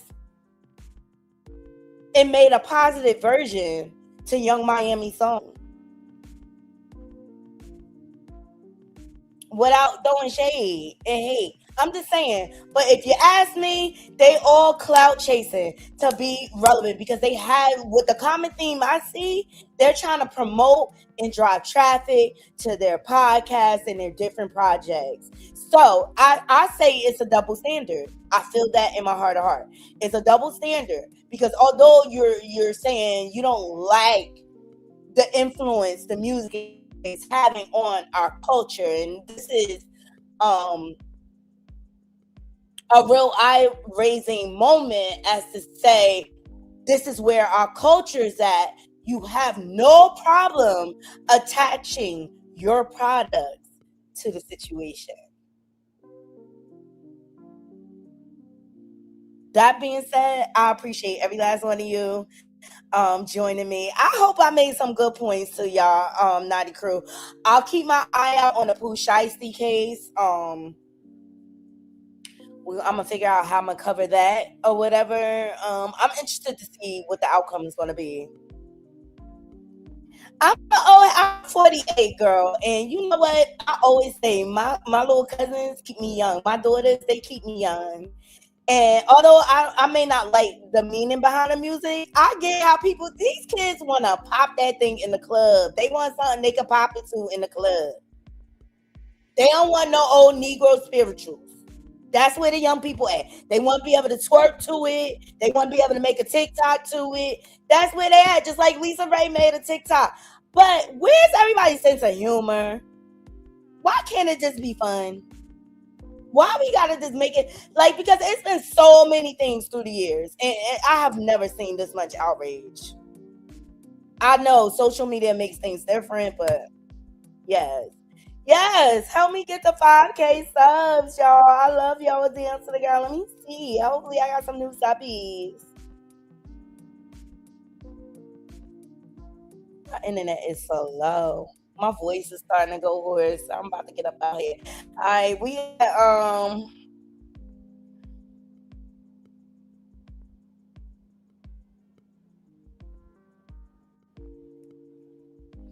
just need 163 more subscribers to reach 5,000 subs. Shout out to all my new subbies. I appreciate everybody always being here and showing up for these shows, even when they are a little longer or whatever. I just figure I'm off today, so I just wanted to give y'all a little bit more time. Right, every generation had their own bops, and that's just a good point, CC. These holier than thou people, but they only coming out because they got podcasts and they got projects to promote.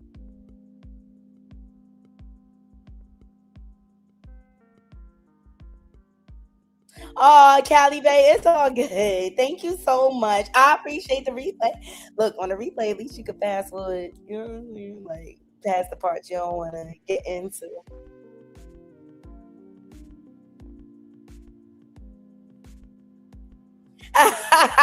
CC said where my scamming. You know what I'm saying? These people act like they out here not scamming too, CC.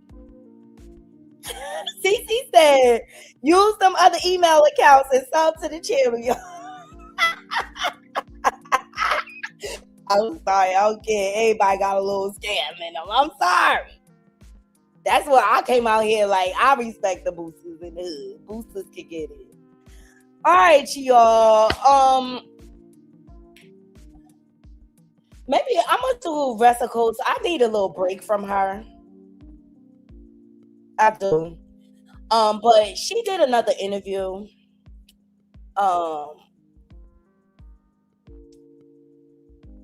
And I want to break it down and get into y'all. And I want it to be its own thing because she is lying through the whole thing. And I want to debunk. It's the Morning Hustle. She went on the Morning Hustle show with them goddamn belts again. It's just like, girl, leave that shit home. Leave all that home. It's like her belts are like a security blanket for her ass. I don't know. I don't get it. Anyway, I'm gonna go live tomorrow because I don't want to say I'm gonna go live today because I'm off today. I want to enjoy. I don't want to like be stuck in the house all day or whatever. So I'll go live tomorrow. And I want to get into that full interview. I want to give a reactionary video on it, and I want to get y'all comments. And I know it's all over already, but I have the full interview and I want to go through it. But she's trying to do damage control to clean up her image, and I don't buy it at all. I'm never going to drink her Kool-Aid ever again because she's a backstabbing Jezebel, and she deserves everything that's coming to her because she's a vile, sick, disgusting human being, period. And this little nice girl act does not fool me. You still a dirty, bottom foot, hood booger from Flint Stone, bitch, drinking all that Flint water, and you do not fool me, bitch. You want to clean it up so you could sell them fucking tickets where all my scamming ass bitches at, and all y'all motherfuckers that buy tickets to this shit show. Y'all deserve everything y'all get too. Yep.